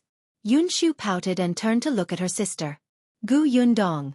As expected, the child stuffed his head into Yundong's arms without a word and closed his eyes to continue sleeping. Gu Yundong looked up at the sky. She really wasn't married yet, brother. Gu Dafeng originally wanted to carry Yunshu over, but when she saw this, she couldn't help but laugh. The carriage moved again. Gu Dafeng lowered her head to look at her son. When she looked up again, she lowered her voice. Yundong, I plan to move out after your father finishes the prefectural examination. Gu Yundong was stunned. Why are you in such a hurry? How am I in a hurry? Gu Dafeng shook his head. My husband can already stand up now. He can even take a few steps despite swaying. He's getting better and better. Of course, we should find another house to live in. It had been half a year, and Bien Han's legs had indeed recovered a lot. Although he was still in a wheelchair, he could stand up and take care of himself. Gu Yundong thought about it and did not ask him to stay. All right, are you still looking for a house on Xingtao Street? Yes, I asked Shao Yuan's mother to keep an eye out for me. The two of them spoke as they arrived at the small courtyard. The Gu family was very happy to see them back, especially little Yunka. She rushed over to hug her brother, but when she ran up to him, she found the acne mark on his face. The young lady immediately stopped in her tracks, turned around, and fell into Gu Yundong's arms. The whole family was laughing. Only Gu Yunshu, who had been despised, was full of hatred. The next day, Shao Qingyuan went to the Million Gold Pavilion again. However, the rest of the Gu family began to nervously anticipate the prefectural examination that would be held in 3 days. If you find any errors, ads pop up, ads redirect, broken links, non-standard content, etc., please let us know report so we can fix it as soon as possible. Chapter 1071.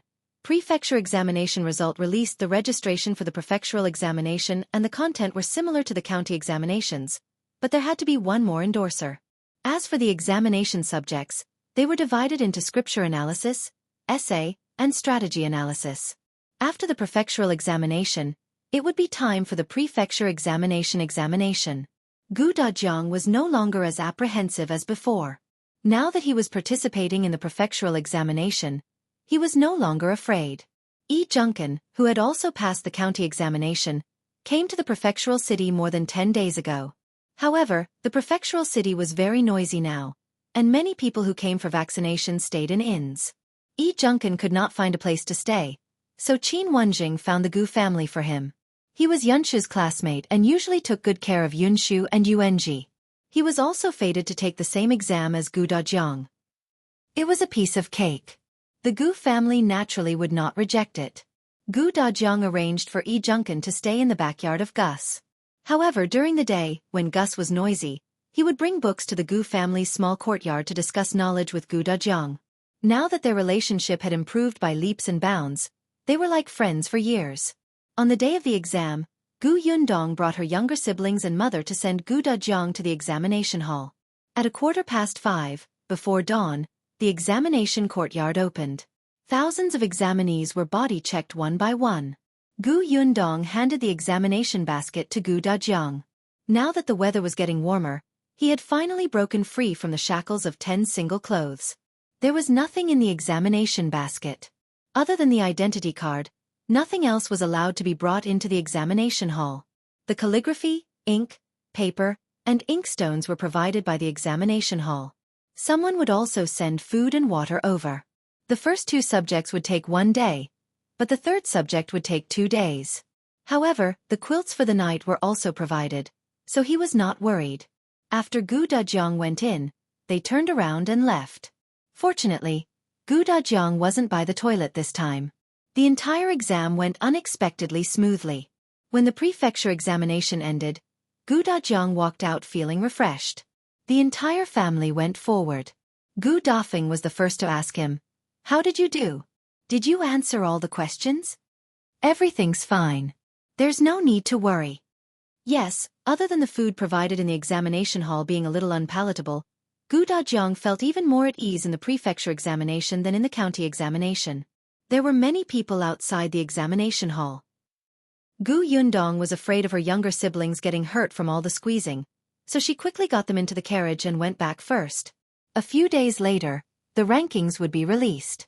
The family first booked a nearby tea house and found a private room to sit in. Shao Qingyuan was also here. The million gold pavilion no longer needed him. The doctors inside had already become proficient.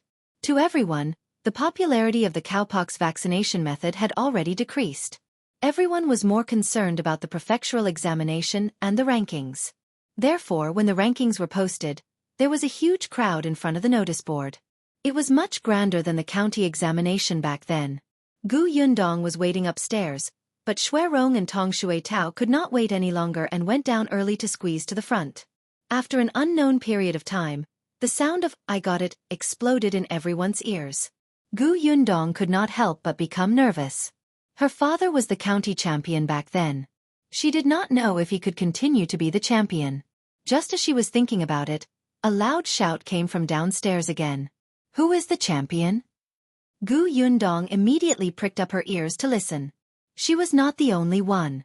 Everyone else present was the same. On the other hand, Dajiang looked indifferent. To him, obtaining a county championship was already unexpected. It would be a little difficult to obtain the Prefecture championship. If you find any errors, ads pop up, ads redirect, broken links, non-standard content, etc., please let us know report so we can fix it as soon as possible. Chapter 1072. Take down the champion. Putting aside the fact that there were thousands of people participating in the Prefecture examination, just the Tianhai Academy alone was already filled with talents. As expected, an unfamiliar name was quickly mentioned downstairs. Everyone felt a little regretful, but they still had a smile on their faces as they comforted Dajiang. It's fine. This prefectural examination is so difficult. We saw people taking the exam that day. They were all in their 70s or 80s. It's obvious that it wasn't easy to pass. We can't be too greedy." Dajiang didn't know whether to laugh or cry. "You don't have to do this. I'm already mentally prepared. As far as I know, there are dozens of people participating in the prefectural examination from Tianhai Academy this time. All of them are people who are well-read. I'm an old man who has only been in the academy for less than a year. I'm already satisfied to be able to pass." How many years had it been since he had put down his books? The championship was not a carrot or cabbage. It was not that easy to get it. Just as he was thinking about it, two people ran up from downstairs, panting. Tong Shuetao was the first to enter. She turned around and realized that Xuerong was still behind her. She immediately turned back and dragged him over. "I told you that your body is too weak. I told you not to go down, but you refused to listen. I could have come in and out myself, but I have to bring you along. It's troublesome." Xuerong was speechless. "Yes, you're strong, so you're right." He couldn't say a word. Even his arm hurt from being pulled too hard by her. He didn't have the strength to refute. Tong Shuetao strode through the door with a happy smile on her face. "Congratulations, old master. You won second place in the class ranking exam." "Second place?" Everyone was stunned. Dajiang was also shocked. He suspected that he had heard wrongly. "What did you say just now? Is it second or 20th? "Second." Xuerong finally caught his breath and replied firmly. "And young master E, 8th place in the prefectural examination." Junkin was not with them. He went back after the exam. It was his family's turn to be vaccinated in the county. Dajiang laughed. All right. Yunshu slammed the table. "So close. Father was so close to taking down the champion." Yundong was speechless. She did not teach him this, did she? But no matter what, after passing the prefectural examination, Dajiang was now a proper preparation scholar. Although he was a little old, this was the first time Dajiang had participated in the imperial examination. Furthermore, he was ranked at the top. His ranking was very gratifying. "Father, we're happy today. Let's go to Jianghu restaurant later and have a good meal to celebrate, okay?" "All right, let's go to Jianghu restaurant." The children were the happiest when they went to celebrate. Yunka had already started to order. "Sister, I want to eat peach blossom meat, flour carving chicken, melon strips, squirrel fish, and tender tofu and balls." Yundong pinched her pink cheeks. "You're quite good at memorizing the names of dishes." "I'm good." The little girl patted her small chest proudly. Yunshu and Yuenji followed suit and ordered food. Although big sister's dishes were also very delicious, It was also an enjoyment to occasionally go to a restaurant to eat their signature dishes. They had not eaten at Jianghu restaurant in the prefecture capital. Therefore, before they left the tea house, the Gu family had already ordered all the dishes. When they went downstairs, the group of people looked at the bustling street and quickly walked towards the main road. The carriage was parked in a spacious place. They got into the carriage and quickly rushed to their destination. However, when they arrived at Jianghu restaurant, just as everyone sat down in the private room, the shop assistant suddenly came up and said, "Miss Gu, Tong Ping is here. Should we invite him up? If you find any errors, ads pop up, ads redirect, broken links, non-standard content, etc.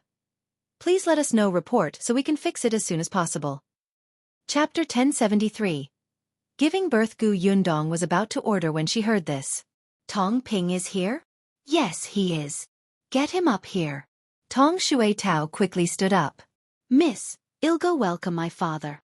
Seeing Gu Yundong nod, she immediately followed the shop assistant downstairs. Gu Yundong, on the other hand, found it strange. Tong Ping is here to deliver goods? Then why did he come to Jianghu restaurant? Maybe to help carry things, Qingyuan said. Because he had a good relationship with the Lu family. Sometimes when the Gu family needed to deliver something and the Lu family needed too, the Lu family would ask them to carry it. It was not troublesome. As they were pondering, Tong Shui Tao had already brought Tong Ping up. Gu Yundong looked up and saw the excitement on Tong Ping's face. She could not help but smile. "Why are you here? You look happy." She rarely saw such an obvious change in Tong Ping's expression. "Yes, there's a joyous occasion." Tong Ping seemed to have thought of something and started laughing. "Oh, tell me quickly." The smile on Tong Ping's face never faded. "The night before last, my wife gave birth." Gu Yundong's eyes lit up. "The child is born?" That's right, Tong Ping's wife's due date was indeed within these few days. Previously, she had even prepared a red packet gift. It was just that it happened to coincide with her father's examination, so she had forgotten about it for a moment. The others also became happy. Tong Shui Tao jumped up in shock. "My mother gave birth? A boy or a girl? When did she give birth? Is my mother all right?" All right. Your mother is quite good. She gave birth to a big fat boy and it went smoothly." This was all thanks to the Gu family's masters treating them well. Tong Ping still remembered that when Tong Shui Tao was born, his wife had been in pain for an entire day and night and almost couldn't make it. Shui Tao was also thin and small, as if she would die if her parents weren't careful.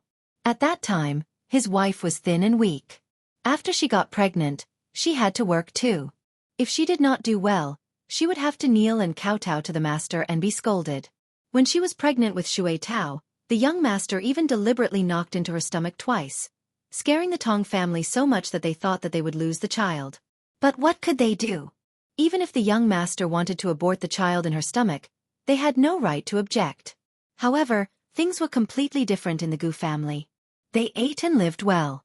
When their wives were pregnant, they were healthy and did not suffer from any illness. With money in their hands, they could also hire a doctor and a midwife. The food they ate was not bad either. Miss even told his wife to rest more, especially when the pregnancy was unstable in the first 3 months. She did not let her work at all. In the end, even if it was stable, she would only let his wife do some light work. These days, there were only 2 young masters in the family. They actually did not have much to do. The 2 young masters were even more amiable. They ran and jumped after leaving the Gu family. At home they only read and wrote. His wife especially liked to listen to the young masters read in the room. Listening to their tender voices, she felt exceptionally comfortable and stable. Tong Ping felt that when this kid grew up in the future, he would definitely be like his second brother, Tong En, who could read and study especially quickly. Actually, her doctor said that it was still a little dangerous for his wife to give birth at her age. However, they did not expect it to be even smoother than Shui Tao's. She came out in 2 hours. Even the midwife said that it was a miracle. If you find any errors, ads pop up, ads redirect, broken links, non-standard content, etc. please let us know report so we can fix it as soon as possible. Chapter 1074. Bestowing a name. Tong Ping's emotions surged, and he couldn't help but say, "The child has just been born and doesn't even have a name. I just want to ask old master to give the child a name." I wonder if it's possible? Dajiang was very happy. You want me to name him? Of course. Back then, I was the one who named Yundong and the others. Thank you, master. Dajiang lowered her eyes and fell into deep thought. He tapped his fingers on the table. The elder sister's name is Shui Tao, and the younger brother's name can be Yuzhu. One is water, and the other is wood. They grow together.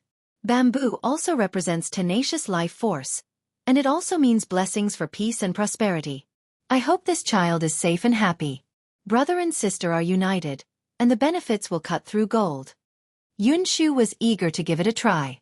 In fact, he had already thought of many names in his heart. It was a good time to say them now. When the time came, he would let Tong Ping choose one.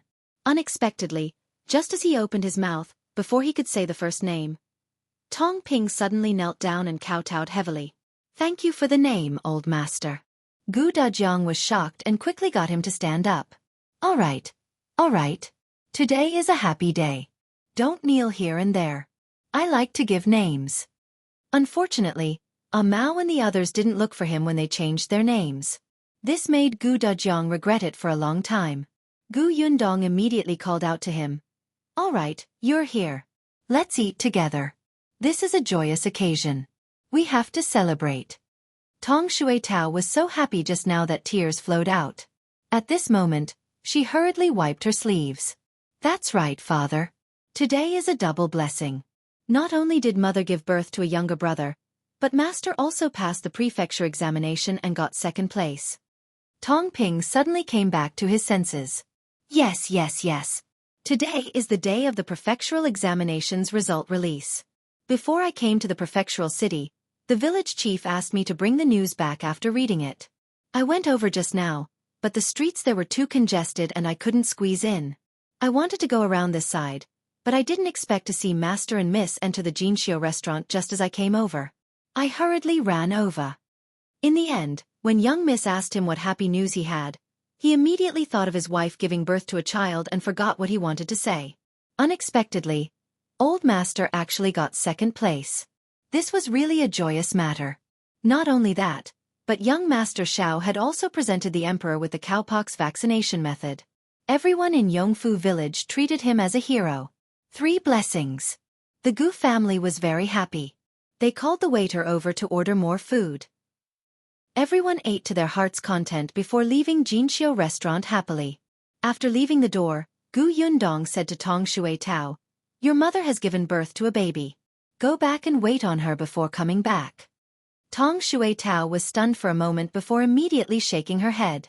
"No, Miss maidservant. I have to follow Miss to protect Mississippi. My mother has my grandmother to take care of her. It's fine." "All right, I'm just asking you to go back for a month. Can't I do anything without you? Don't you want to see your new brother? Go back with your father. Your grandmother is too old to take care of the family and your mother. She can't handle it." Tong Shui Tao thought about it and agreed. Her mother would definitely not be able to work right after the childbirth. Her grandmother had to take care of her mother, and the Gu family's house and backyard had to be cleaned up. In addition, the 2 young masters had to return to Yongfu village in a few days. At that time, her grandmother would indeed be too busy alone. She was strong. One person could match 2 people. It was still very useful. If you find any errors, ads pop up, ads redirect, broken links, non-standard content, etc., please let us know report so we can fix it as soon as possible. Chapter 1075. I'm going out therefore. Tong Shui Tao hesitated for a moment before agreeing. After all, she could not wait to see her newborn brother. Tong Shui Tao quickly went back to pack a few sets of clothes, then left with Tong Ping. The Gu family had all returned home. When the results of the prefectural examination were out, the neighbors also knew. On the way back, Gu Yundong specially bought some sweets and snacks for everyone to enjoy. As soon as they reached home, someone came to their door. The people living here were all scholars, including elementary scholars and high scholars. Therefore, although Gu Dajiang had won second place in the prefectural examination, everyone was not very surprised. They came to congratulate him and returned. The candy in Gu Dajiang's hand was quickly distributed. The family living next door to the small courtyard was the last to leave. When she left, she pulled Gu Dafeng and said, "Previously, a girl surnamed Fan came over and said that there's already some progress in the matter you asked her to pay attention to. She asked you to go over tomorrow to take a look." Gu Dafeng's eyes lit up. She quickly thanked the neighbor and sent her out. Gu Dajiang asked curiously, "Who is Sister Fan?" "It's Shao Yuan's mother." Gu Dajiang was enlightened. So it's Shao Yuan's mother. She had an impression of this. The potted plants in the courtyard were all bought from her. What did you ask her to pay attention to? It's about finding a house. Didn't I tell you before? Well, move out after you pass the prefectural examination. Gu Dajiang was stunned. You did, but I just passed the prefectural examination. You're too fast. Gu Dafeng waved her hand. What's so fast about it? I've been searching for a month before there's finally a suitable one. I'll go take a look tomorrow. If it's possible, I'll rent it. Actually, you don't stop me. You know my personality. Besides, I've already spoken to you. Gu Dajiang couldn't help but sigh and stop persuading her. Indeed, there was no reason to stop her from leaving. His brother-in-law Bian Han's legs had already recovered, and their wooden carvings were selling well. Previously, Bian Han had listened to Yundong's suggestion and often carved complete sets of works. There were indeed many people who were unwilling to just buy one item. When they saw a complete set, they insisted on buying it together. Gu Dafeng already had a lot of money in her hands. Now, the couple also planned to buy some good wood and carve more exquisite things. They could sell them in the shop later. When they had enough money, they would consider renting a shop. That way, they would not have to go to the market every day. It had rained several times in the prefectural city a few days ago, and it would last for 2 to 3 days. It was not convenient for Gu Dafeng to set up a stall in such weather. It was better to have her own shop. Seeing that her father had no objections, Gu Yundong said, "Eldest aunt, I'll go with you tomorrow." "You're free tomorrow?" "It's okay." Gu Dafeng nodded. "Coincidentally, I heard that the local tyrants at Xingtao Street are afraid of you. With you around, I can avoid a lot of trouble." The children immediately raised their hands. "We're going too." "Don't follow me. It's not like we need so many people for a gang fight. You can go after we rent the house." Gu Dafeng rejected them mercilessly. The children pouted in disappointment. They turned around angrily and ran into the house, muttering something. Qingyuan, who had been silent all this while, narrowed his eyes slightly. He clenched his fists and suddenly said to Gu Yundong, "I'm going out for a while. If you find any errors, ads pop up, ads redirect, broken links, non-standard content, etc., please let us know report so we can fix it as soon as possible." Chapter 1076. Familiar Box, Where Are You Going? Gu Yundong looked at the sky. It was already so late. He could not possibly go to the Million Gold Pavilion. Qingyuan had already reached the door. He waved his hand. "I'll be back in a while." When Gu Yundong wanted to ask again, he had already disappeared behind the door. He moved very quickly and disappeared in an instant. Gu Yundong was confused. After a while, she turned around and returned to the courtyard. Then, she saw Gu Dafeng packing up, especially the wooden carvings scattered in the courtyard. She had gathered them one by one. Gu Yundong walked over to help tidy up the house. "Eldest aunt, you don't have to be in such a hurry. You haven't seen the house yet. What if you're not satisfied?" "If I'm not satisfied, so be it. It doesn't matter. I'll have to clean it up sooner or later anyway. Hey, pass that to me." Gu Yundong followed the direction of her finger and handed over a wooden sculpture. Gu Dafeng took it and looked up at her. "Where did Qingyuan go?" "I don't know. It looks like it's an emergency." Gu Dafeng nodded. "That must be very urgent and important. Qingyuan is a good child and knows his limits. You don't have to worry too much." "Eldest aunt seems to have a very high opinion of him?" "That's true. He may look cold on the outside, but his heart is warm. Although he doesn't know how to say good things, the things he does make people feel warm in their hearts. Your uncle's legs have been inconvenient these days. When Qingyuan sees him, he will help. Even if he goes to the toilet, he will carry him. Tell me, who would be willing to do this, especially a young man who is not related to us? Isn't it because he dotes on you?" As she spoke, she thought of Bien Mulan's husband. If it was him, he definitely wouldn't do such a thing. Her niece was blessed and would lead a good life in the future. Gu Yundong pursed her lips and smiled. Shao Qingyuan was indeed not bad, but he did not know how to put in a good word. She did not agree. This fellow was smart. She and Gu Dafeng chatted as they packed. She originally thought that Shao Qingyuan would return soon after leaving. Unexpectedly, he only appeared at the entrance of the small courtyard in a hurry when the sun set. Besides him, there was also Shao Wen, the former Amao. Shao Wen was carrying 2 large boxes of things. They looked like tea leaves and wine.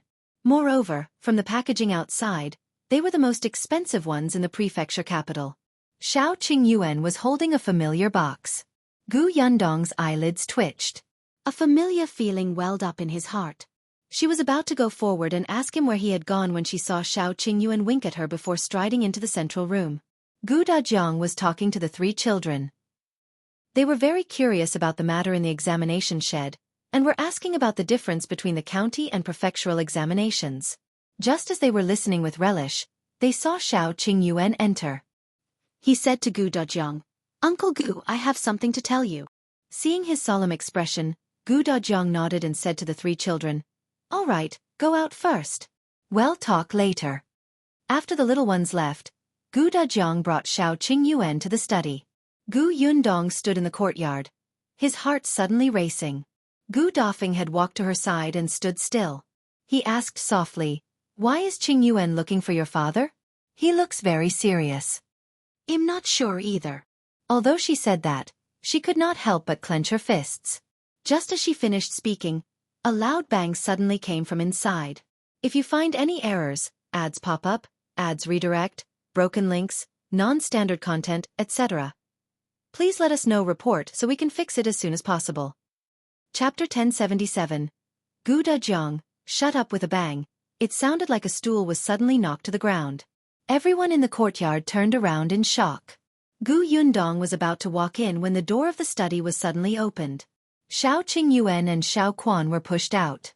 Gu Dajiang's face flushed red as he pointed at him with a trembling finger. "Just get the hell out of here right now." Shao Qingyuan didn't move, and Gu Dajiang was instantly angry. Although he was a scholar, he was also a farmer. He was so angry that he cursed on the spot. "I told you to leave, did you hear that? I was happy when I just passed the prefectural examination, but you came over immediately to pour cold water on me, right? Wedding. Why don't you take a look at how old Yundong is? Can't wait to get the cabbage? Let me tell you, no way. Wait for another 2 years, no 3 years. Gu Dajiang, shut up." Another voice suddenly sounded in the courtyard. Gu Dajiang instantly stopped talking and looked up at the exasperated Gu Dafeng. Gu Dafeng rolled up her sleeves and strode over. She looked at Shao Qingyuan, who was standing at the door without saying a word but looked a little aggrieved and stubborn. She immediately said gently, "Qingyuan, go and rest for a while. I'll talk to him. Don't worry." Then, she turned around and looked at Gu Dajiang with a livid expression. She pushed Gu Dajiang into the room and closed the door with a bang. Immediately after, Gu Dafeng's resentful voice sounded. "Enough. Is there a father like you? Yundong and Qingyuan were engaged a long time ago. Didn't you agree to? Now that you're married, you're still making things difficult for her. Why? Are you afraid that your daughter's life will be too good in the future?" "No. Sister, Yundong is still young." Gu Dajiang wasn't that confident when facing his sister. "What do you mean young? She's already an adult. She's a big girl." Gu Dafeng snorted. "If you still want to keep her for 2 to 3 years, you might as well keep her until she's in her 70s or 80s. Gu Dafeng glared at him again, then sighed and sat beside him. She said earnestly, "I know you dote on Yundong and can't bear to part with her, but you can't keep her forever. It's rare for Yundong and Qingyuan to have a good relationship." As she spoke, she suddenly suppressed her voice and said softly, "Moreover, you have to think about it. Qingyuan is different from before. In the past, he had no parents and lived in a dilapidated house. He couldn't even eat alone. In addition, his reputation in the village was not good, so he didn't get married for a long time. But now, he has been to the capital, met the emperor, treated the prince's illness, and has good skills. He's tall and handsome, and has several shops. Do you know how many people are watching him now? When I was at the market last time, I heard many people talking about him. Even many wealthy families in the city liked him and wanted him to be their son-in-law. It's rare that he's unmoved and only wants to be with Yundong. Let me tell you, if you stop him again, he might be intercepted. Dajiang frowned and sneered. So be it. Our Yundong is so outstanding. Should I be afraid that she won't be able to find a good husband? Dafeng was so angry that she slapped him on the back. But Yundong likes Qingyuan. So what if you find a good husband? Do you still want to be that muddle-headed worm that breaks up the lovebirds and make them both unhappy? If you find any errors, ads pop up, ads redirect, broken links, non-standard content, etc., please let us know report so we can fix it as soon as possible. Chapter 1078. Showing her thumbs. Dajiang immediately fell silent. The people outside the door gradually could not hear their voices and could only look at each other. Extort city examination. But I didn't say that I was in such a hurry. The rankings have just been released today. No wonder her father was so angry. Qingyuan pursed his lips and paused for a moment before saying, Eldest aunt is looking for a house tomorrow. If it's suitable, she'll probably move over on the same day. He did not finish his sentence, but Yundong completely understood. She stared at him with wide eyes. After a moment, she gave him a thumbs up. Good for you. Is still in the small courtyard? Qingyuan laughed. Don't tell anyone. Yundong rolled her eyes at him. I'm not stupid. As she spoke, the door of the study was opened again. Dajiang's expression was still very ugly, but his tone was much better. He said to Qingyuan, who was at the door, Come in. Qingyuan immediately took the box and entered the study again. Yundong was scratching her head. Why did her father only call him in? Wasn't this about her marriage? Should she, the person involved, go in? It was unknown what was said inside, but after a long time, Auntie Nyo came over for the third time to say that it was time for dinner. Only then did the three of them come out of the study. Yundong's sharp eyes saw that the box in Qingyuan's hand was gone, but Dajiang did not ask him to stay and let him go back to eat. In front of Dajiang, Qingyuan couldn't say much to Yundong. He gestured at her and left the small courtyard with Shao. Dajiang placed his hands behind his back and called out to the people in the courtyard, All right, let's eat first. Yundong could only suppress her doubts and follow him to the reception pavilion. On the other hand, Dafeng was a step behind. He walked to her side and whispered, Don't worry. Your father won't dare to hit Qingyuan in front of me, and he won't break you up. Yundong was speechless. She was not worried about this at all. After entering the reception pavilion, probably because Dajiang didn't look too good, everyone was very quiet. No one said a word and quickly dispersed after eating. Yundong also returned to her room. However, not long after she entered, there was a knock on the door. Dajiang's voice came from the door. Yundong, may I come in? Father. Yundong hurriedly opened the door and let Dajiang in. Dajiang held the box that Qingyuan had given him. He walked to the table and sat down. Then he looked at Yundong and said, Qingyuan sent this today. Yundong glanced at her father, paused, and reached out to open the box. As expected, it contained all of Qingyuan's assets. Betrothal gifts, Dajiang said. He's offered the 2 shops and the house in Yongfu village. He said that he had already given you the contract for the manor outside the city, right? Yundong nodded. Looking at the box in front of her, she felt her hands become extremely heavy and hot. Dajiang part with you. If you find any errors, ads pop up, ads redirect, broken links, non-standard content, etc., please let us know report so we can fix it as soon as possible. Chapter 1079. Dowry. As Dajiang spoke, his mood sank slightly. You're my first child. Back then, when your mother gave birth to you, it was difficult for her to give birth. The doctor said that she would never be able to give birth again. At that time, your mother and I thought that you were our only daughter. We wished we could give you everything. Among the 3 children, Dajiang had always had the deepest feelings for Yundong. I still remember when you were just born. You were a little ball. I didn't expect you to get married in the blink of an eye. I felt like I was in a dream. It's unreal. I'm not capable. I didn't give you a good life when I was in the old Gu family. Now in Yongfu village, you're the one who let the Gu family live a good life. Now that I'm already a preparation scholar, I'll become an elementary scholar in August. I can more or less protect you.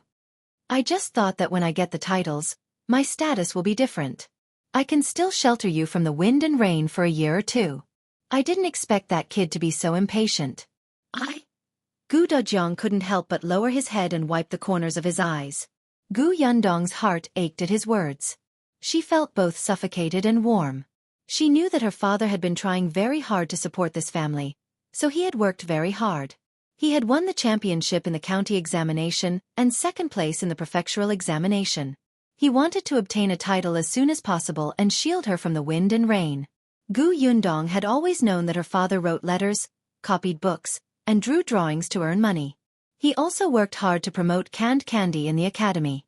He was silently supporting his daughter in his own way. Although there were people in the academy who criticized him for being a greedy scholar, Gu Dajiang didn't care. He only cared that as a father, he still needed his daughter to work so hard to support him in his studies. He wanted to share some of the burden, even if it was insignificant. He wanted to help Yundong more, but Shao Qingyuan cut him off. This was what Gu Dajiang disliked about him. Gu Yundong slowly took a deep breath and suppressed the tears in her eyes. She smiled and said, "Father, even if Brother Shao and I get married, you can continue to shelter me from the wind and rain. I'm still your daughter. If outsiders bully me, I'll tell them that my father is Gu Dajiang. He's now an elementary scholar, a high scholar in 3 years, and an honorable scholar in the future." Gu Dajiang was amused by her. "You sure have confidence in me." "Of course." Gu Dajiang nodded at her before continuing. "I'll get someone to calculate the date of your wedding tomorrow. We definitely have to choose a good day. As for your dowry, I can't take out anything else. The few shops and the workshop in the village are your dowry. As for the house in Yongfu village, the small courtyard now, and the few hundred acres of orchard, you directly registered it under my name back then. Consider that I've bought them from you. I'll pay you when I have money in the future." Gu Yundong frowned. "Father, what are you saying? How can I?" "You don't understand. Women only have confidence when they have dowry." Gu Dajiang bluffed. "It's settled then. As a father, I'm not that shameless to take my daughter's things for myself." Gu Yundong stood up. "How can you call this taking things for yourself? You raised me up. Isn't it my duty to be filial to you? Even so, you don't have to do so much for me. If I take it from me, I'll feel guilty. If you find any errors, ads pop up, ads redirect, broken links, non-standard content, etc., please let us know report so we can fix it as soon as possible." Chapter 1080. Did the Gu family escape here? Gu Yundong frowned deeply.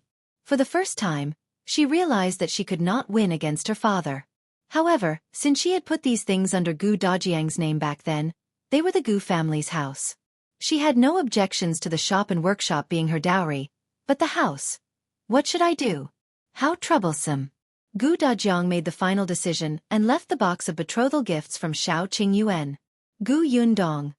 As expected, once they were about to get married, this matter instantly became complicated. The first thing was the distribution of assets.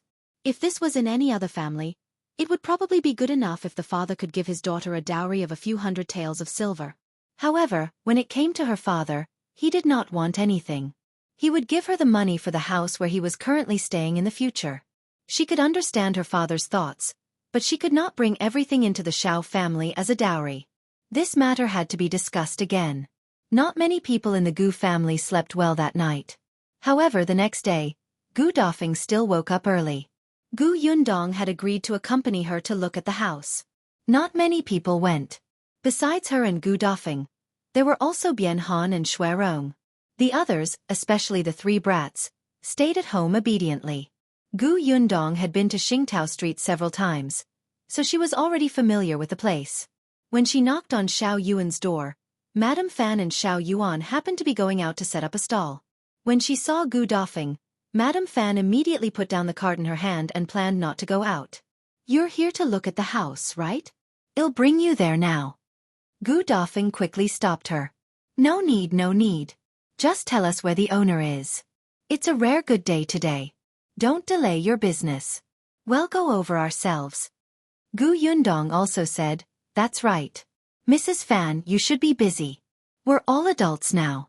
We can find the place by ourselves. How can that be? We agreed that I would bring you there. How can I leave you behind? Just as she finished speaking, a head suddenly popped in from outside. When she saw the person inside, she immediately exclaimed, Boss! Why are you here? Gu Yundong turned around. Wasn't this Su Qing? You're off today? Yes, it's my turn to rest. I heard some movements here, so I came over to take a look. The Su family lived next door, which was very close. Xiaoyuan was on good terms with her, so she immediately explained everything in detail. Su Qing nodded in understanding. I know where the owner is. Mrs. Fan, go ahead. I'll bring the boss and the rest over. You do. Su Qing nodded with certainty. Madame Fan was relieved. Only then did she bring Xiaoyuan out of the courtyard and go to the market to set up a stall. Su Qing went home and informed Mother Su. Mother Su found it strange. Boss Gus' aunt is looking for a house? Why is she here? Could it be that her aunt's family isn't well off? One had to know that the rent of the houses here was cheap, but this place was not very peaceful. Just the local tyrant alone was a headache. Su Qing said, I heard that after the boss aunt fled to the Xuanhe Prefecture 2 years ago, she was lost. She just reunited with the boss last year. Her family should be in trouble. Escape. Mother Su was surprised. Her aunt escaped from the Yongning Prefecture? That's right. Didn't I tell you? The boss also fled here. That's why I especially admire her. With that, Su Qing hurriedly ran out of the door. Mother Su muttered, she's indeed admirable. She just escaped from the famine 2 years ago. Now, there's actually such a big... Wait, she escaped from the famine? If you find any errors, ads pop up, ads redirect, broken links, non-standard content, etc., please let us know report so we can fix it as soon as possible. Chapter 1081. She finally remembered. Mother Su suddenly stood up. She remembered. She finally remembered where she had heard the name Gu Yundong. Ouch. It's all her fault for being senile. She only remembered now. Mother Su hurriedly went out to chase after her. Unexpectedly, she exerted force and suddenly sprained her ankle. It was so painful that she screamed and hurriedly sat down by the doorframe. Then she shouted towards the next door, Xiao Qing, are you still there? Boss Gu, are you there? No response. Mother Su was anxious and called out anxiously, Xiao Qing. Finally, Xiaoyuan's father's voice sounded from next door. Aunt, what's wrong? Xiao Qing followed Miss Gu to look at the house. What's the matter? Do you need my help? No need, no need. I thought she hadn't left. There's something I need to talk to her about. Go on with your work. All right, Auntie. Call me if you need anything. Okay. Mother Su sighed. She didn't expect Xiao Qing and the rest to act so quickly. They had just left the house and were already gone. She held the doorframe and stood up again. Fortunately, she had only sprained one ankle and could still walk back to the house. Mother Su slowly moved back into the house and rubbed the liniment on her ankle a few times. On the other side, Su Qing had already led Gu Yundong and the rest to look for the owner. The owner didn't live far away, but the house he wanted to rent was a little far from Xiaoyuan's house. That couldn't be helped. After all, there weren't many suitable houses. When the owner saw them, he immediately brought them to the house enthusiastically. Although my house isn't big, it's in a good location. There's a river outside, so it's especially convenient to wash things. He looked at Bian Han, who was being pushed by Shui Rong in a wheelchair, and said, That road is made of limestone. It's flat. It won't be troublesome for you to go back and forth. Su Qing leaned close to Gu Yundong's ear and whispered, If it's not far from the river, the rent might be a little expensive. Moreover, I heard from my mother that when she rented a house on Xingtao Street in the past, she also went to the river to check houses. Then, she realized that there was a family by the river whose house was not very good. Someone had died unjustly, and it was haunted in the middle of the night. I don't know if this house is that house. Boss, walk slowly. I'll run back and ask my mother if it's this house. Don't fall for it. There's no need to go through so much trouble. It's no trouble. This place is not far from my house. It only takes half a cup of tea to go back and forth. With that, Su Qing ran away. Gu Yundong did not know whether to laugh or cry when she saw how energetic she was. Is her personality also affected by Xiaoxi now that they're engaged? Su Qing returned to the Su family very quickly. Unexpectedly, before she could say anything, she saw her mother sitting on the bed and rubbing her ankle. She was shocked. Mother, what's wrong? Mother Su looked up and quickly put down the things in her hand. Oh, you're finally back. Then she looked behind her. Where's your boss? Didn't she come back with you? Boss went to look at the house. Su Qing sat by the bed and was about to take the liniment from her. Mother Su waved her hand. There's no need for you. I have something urgent to tell your boss. Hurry up and bring me there. As she spoke, she was about to get off the ground. Su Qing was so frightened that she hurriedly held her. Don't come down, don't come down. Just tell me what happened. I'll go find the boss. Sigh, I can't explain it clearly to you in a few sentences. Mother, don't be anxious. I'll go find the boss now. Sit down and don't move. With that, Su Qing ran out again. When she reached the door, she suddenly remembered why she came back. If you find any errors, ads pop up, ads redirect, broken links, non-standard content, etc., please let us know report so we can fix it as soon as possible. Chapter 1082. Go and get protection fees. Su Qing hurriedly stopped in her tracks and looked at her mother. She asked, Mother, when you were looking for a house back then, you said that a family by the river had died unjustly and the house was haunted. Which house was it? It's the innermost house. It's abandoned. Su Qing nodded and ran out of the house. She hurried back and forth and soon caught up with Gu Yundong and the rest. Gu Yundong could not help but be surprised when he saw how anxious she looked. Why are you in such a hurry?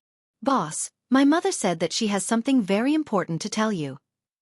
Looking for me? Gu Yundong pointed at herself. Is it urgent? Yes, she wanted to come over personally, but she accidentally sprained her ankle and couldn't come out. Gu Yundong was even more puzzled. But from what Su Qing said, it must be very important that Mother Su sprained her ankle because of this. Gu Dafeng, who was beside him, also heard it. The house owner also heard it. Just now, she saw Su Qing run away alone. Now, Su Qing rushed back in a hurry and wanted them to go back. Could it be that this girl had found a cheaper house with a better location? How could that do? The owner was immediately unhappy. What do you mean? Are you going to rent a house or not? I've already brought you all here, but you're leaving without even looking at the house. Are you messing with me? Yes, I'm renting it. I didn't say that I wouldn't rent it. Isn't this an urgent matter? Gu Dafeng said as she pulled Gu Yundong's arm. Why don't you go back with Su Qing to take a look? We can look at the house ourselves. It's not far away anyway. If it's suitable, we can rent it. If it's not, we can look for another one. Gu Yundong thought about it and nodded. All right, eldest aunt. Take your time. You can't be in a hurry to rent a house. Of course. Gu Yundong then instructed Xuerong. Take good care of my eldest aunt and uncle. You can also help with their opinions. Yes, my lady. Gu Yundong then said to Su Qing, let's go. I'll go home with you to take a look. Su Qing nodded hurriedly, but before she left, she still asked the landlord, which house are you renting? The one in the innermost area? The owner waved his hand. The house in the innermost area is abandoned. The house I want to rent is not that one. It's the third house to the innermost side. Don't worry, I won't cheat you. Su Qing was relieved and immediately left with Gu Yundong. On the other hand, Xuerong was meticulous and asked, what's wrong with the house in the innermost area? Why is it abandoned? Sigh, that house is haunted and no one lives there.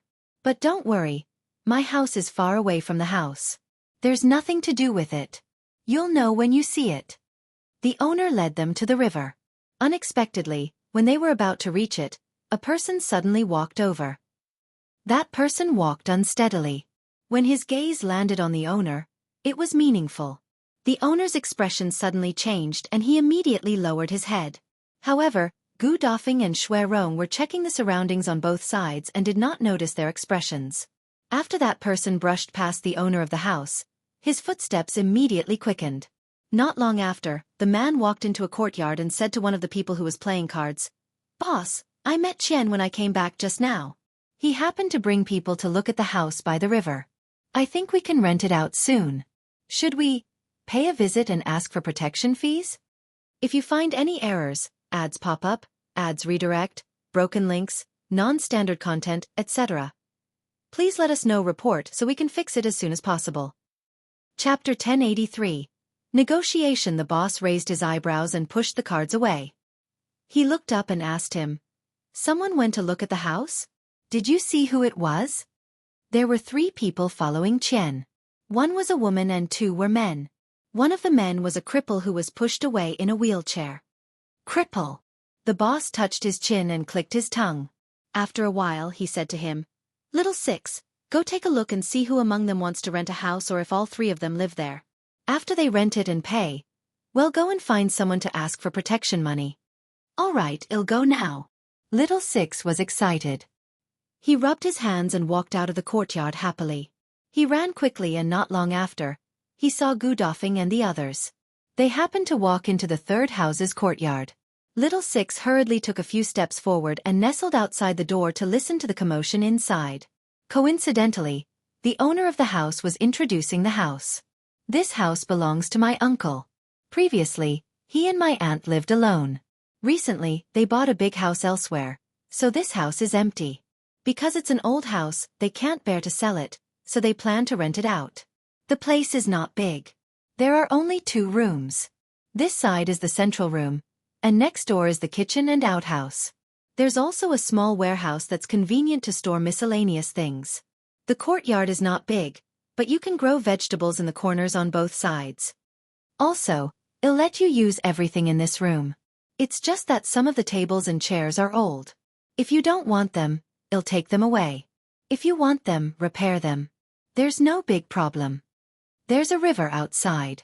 There are more than 20 stone steps to the left. It'll be easy to wash clothes.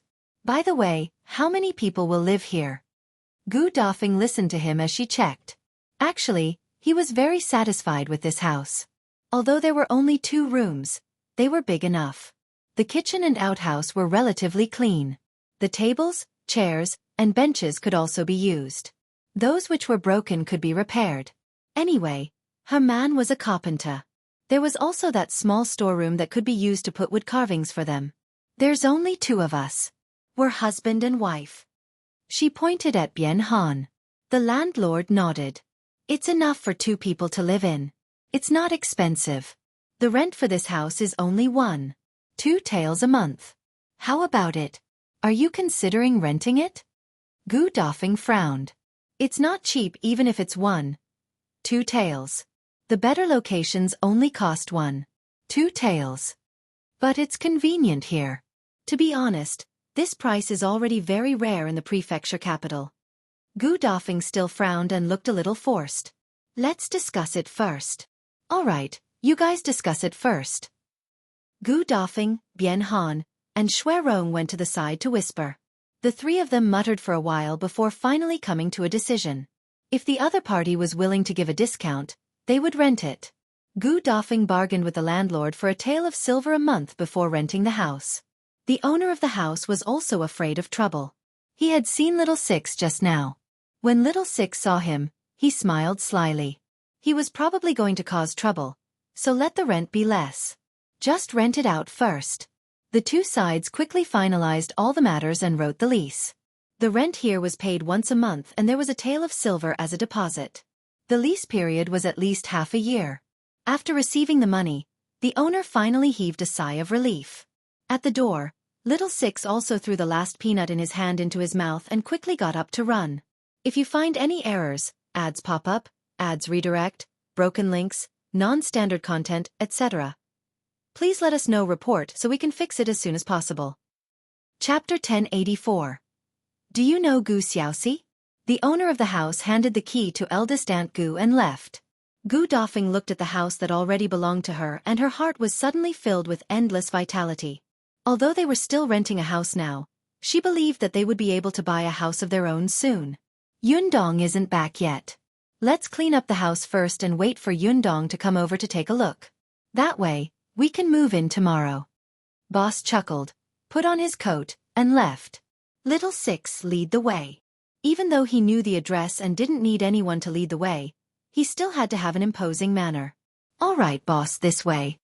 The local tyrant swaggered towards Gu Daifeng's rented house with a group of underlings. Wherever he went, passers-by quickened their pace and turned their heads to avoid him. When the gangsters were far away, they shook their heads and whispered, I wonder who's unlucky this time. If Gu Yundong was here, she would definitely recognize this group of people.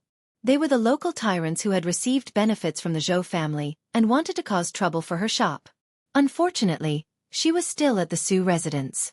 After following Su Qing home in a hurry, Gu Yundong saw Mother Su sitting on the bed, sighing and looking vexed. She and Su Qing looked at each other and quickly went forward to ask, Auntie, I heard from Su Qing that you have something very important to discuss with me? Mother Su looked up and hurriedly said, Yes. I suddenly remembered something. I think I have to tell you as soon as possible. As she spoke, she hurriedly gestured for Gu Yundong to take a seat. Aunt, please speak. Gu Yundong sat down at the side. Seeing this, Su Qing quickly poured 2 cups of hot water for the two of them. As soon as she entered, she heard her mother say, Shao Qing told me that your family fled from Yongning Prefecture? Bian Han agreed. All right, I'll see which tables and chairs need to be repaired first. He slowly stood up and inched forward. Bian Han's legs were getting more and more agile. As long as he didn't walk too long and didn't have too much burden on his body, it wouldn't be a problem for him to walk and stop. Seeing this, Shuirong immediately went into the kitchen and took out a wooden bucket. I'll go to the river and get some water. All right, go ahead. The 3 of them quickly got to work. No one knew that Little Six had already excitedly told his boss about the situation here. Boss, should we go now or another day? The local boss stood up and fiddled with it. Let's go now. It's boring. Let's take care of our new neighbors in case they don't know the rules of this street. The lackeys at the side immediately echoed. That's right. How can you not tell us that you're staying at Xingtao Street? Sigh, I just lost 50 copper coins to boss. I might be able to make up for it after this trip. Haha, I lost 20 copper coins too. Let's go together. Who knows, it might be a fat sheep. Yes, why? Gu Yundong nodded. Mother Su paused for a moment and said, When I first heard your name, I found it familiar.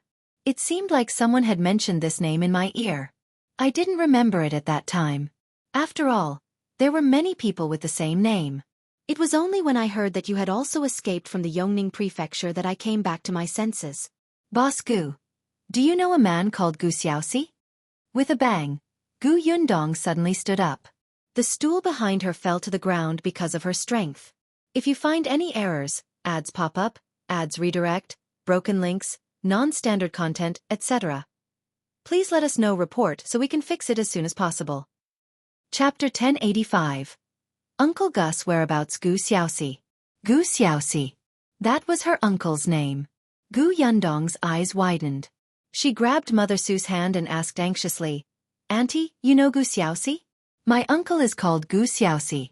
He's also from the Yongning Prefecture. He was separated from us when we escaped from the famine. We've been looking for him.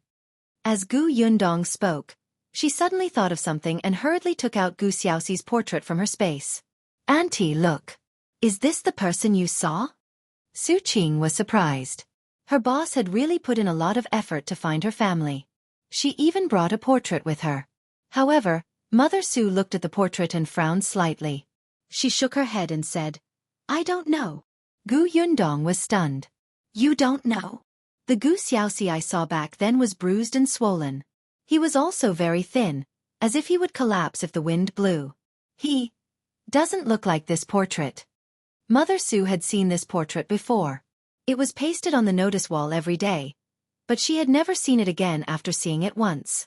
Firstly, she did not know the person on it. Secondly, she was not very literate and did not know what the words on the portrait meant. Therefore, she had never thought that this person might be someone she had seen before. Gu Yundong was enlightened. Yes, The portrait she drew was of her uncle in the old Gu family. He had definitely lost a lot of weight during his escape, but she did not know that his face was still swollen. He must have suffered a lot on the way to escape. Gu Yundong put the portrait aside and asked anxiously, "Aunt, when did you see him? Do you know where he is now?" "I saw him a few days after the city gate opened," Mother Su said. "At that time, one of my nieces came to look for me. Gu Xiaoxi came with her, Xiaoni." "Niece? My uncle was with your niece?" Mother Su nodded. "I have a distant cousin. Although we're separated by several levels, we often worked together when we were young. Our relationship is not bad. It's just that she later married into the Yongning Prefecture and got away from us. After she married over, she never visited us again. This time, my cousin died on the way because of the famine. Only my cousin-in-law and daughter, Xiaoni, were left. Later, my cousin-in-law died too. I heard that it was to save your uncle. Before he died, he entrusted Xiaoni to your uncle, and even instructed them to come to the Xuanhe Prefecture to find my cousin's family. They must have suffered a lot along the way. When they arrived at the Xuanhe Prefecture, they were penniless and had been hungry for a few days. Fortunately, someone fed them porridge at the city gate at that time, so they survived. When the door of the new emperor's prefecture opened, Xiaoni and your uncle entered the city gate and found my house.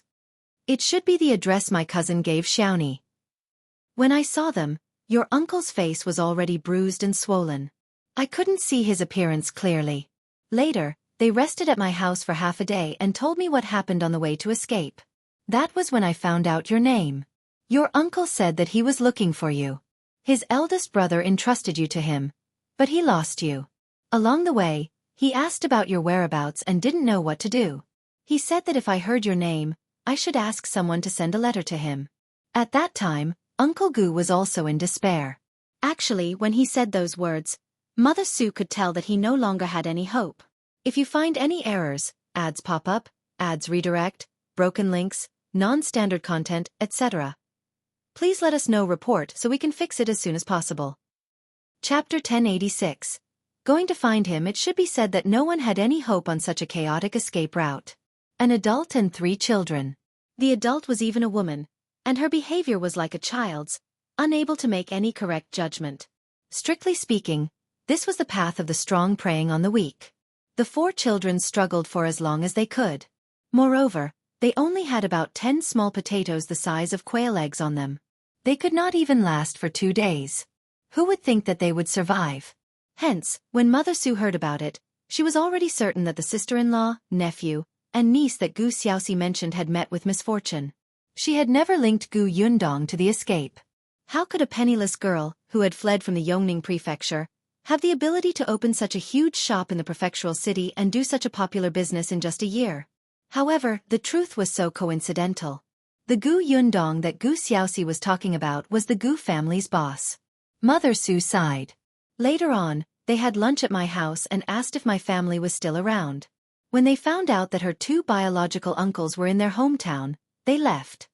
At that time, Mother Su wanted to let them stay for 2 days, but Xiaoni rejected her. Firstly, the Su family's house was not big to begin with, and secondly, they were in a hurry to leave. Mother Su did not force her. After all, they had never met before. Her relationship with her cousin had also faded because of the 20 years between them. In addition, during that period of time, there were all kinds of crimes caused by refugees in the city. Mother Su was also worried. Therefore, she gave the 2 of them some money, told them the direction, and sent them out of the city gate. As they had not stayed in the Su family for long, Su Qing and Su Chongshun, who had gone out to look for work, had never seen Xiaoni and Gu Xiaoxi. However, when they came back, they heard Mother Su talk about this. Still, the person she talked about the most was her cousin from back then. She was also depressed about her cousin's death. When Gu Yundong heard everything, the ecstasy on her face grew. That's right, it was her uncle. After so long, there was finally a clue. Where are Miss Xiaoni's uncles? Are they far from here? She couldn't wait to find her uncle. Father and eldest aunt would definitely be very happy when they heard this news. Mother Su said, Xiaoni's uncle's house is in Great Rock Village under Huyuan County. Gu Yundong frowned slightly. Huyuan County? That was the county town furthest away from Xuanhe Prefecture. It would take them a day to get to Fengkai County by carriage, but it would take at least 2.5 days to go to Heyuan County. It was actually so far. No wonder there was no news even though the portrait had been hanging on the notice board for so long. Mother Su asked her, "Are you going to look for him? Are you sure it's him?" Gu Yundong nodded. "I'm sure. It must be my uncle. There aren't so many coincidences in the world. The man fled from the Yongning Prefecture, and his name matches. He said that he would take care of us on behalf of my father." "That's right." Mother Su exhaled. That's good, that's good. Auntie, thank you so much. You don't know, but when we escaped from the famine back then, we were all separated. However, in the past 2 years, we've reunited one after another. Only my uncle is left. There's no news of him at all. My father and my eldest aunt have always missed him. During the New Year and holidays, they're always thinking about where he is now and whether he's living well. If you find any errors, ads pop up, ads redirect, broken links, non-standard content, etc., please let us know report so we can fix it as soon as possible. Chapter 1087. Coming to the door, Mother Su waved her hand and sighed. Boss Gu, don't say that. It's my fault for having a bad memory. If I had remembered earlier, you would have found him long ago. No, I'm already very grateful that you told me. If not for Auntie, we might not have been able to find him. Gu Yundong was really grateful to her. He was also extremely glad that he had listened to Zhang Gang's suggestion to invite Su Chongshun to work at Gus. Otherwise, he would have missed Mother Su's message. Still, she thought about it and asked, "You just said that my uncle was saved by Xiaoxi's father and asked him to take care of Xiaoxi." "Then the two of them," Mother Su said. "Even if her father didn't entrust her to him, the two of them, a man and a woman, had walked all the way here alone. They definitely want to be together." "I know." Gu Yundong nodded. Did that mean that she had a little aunt? Gu Yundong stood up. "No matter what, I have to thank you today. I have to go back quickly and tell my father and aunt the good news. I'll visit you another day to thank you." "No need, no need." Mother Su quickly waved her hand. But Gu Yundong had already walked out. "I'll take my leave first." She then instructed Su Qing, "Take good care of your mother. Bring her to the medical center to have her legs treated." "Got it, boss," Su Qing replied. She seemed to have thought of something and hurriedly chased after her. "Boss, are you going to the river? Do you know the address?" "I know. It's the third house to the innermost side. It's easy to find." With that, Gu Yundong disappeared from the door. Gu Yundong had just received great news. She was excited and walked at an exceptionally fast speed. Before long, they reached the river. At this moment, the local gang had arrived at Gu Daifeng's newly rented house half an hour earlier than her.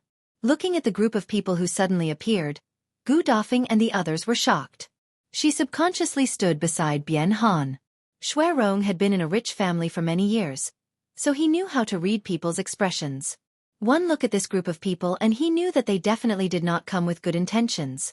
He pushed the wheelchair over and let Bian Han sit down first, in case there was a conflict later and they accidentally pushed him over.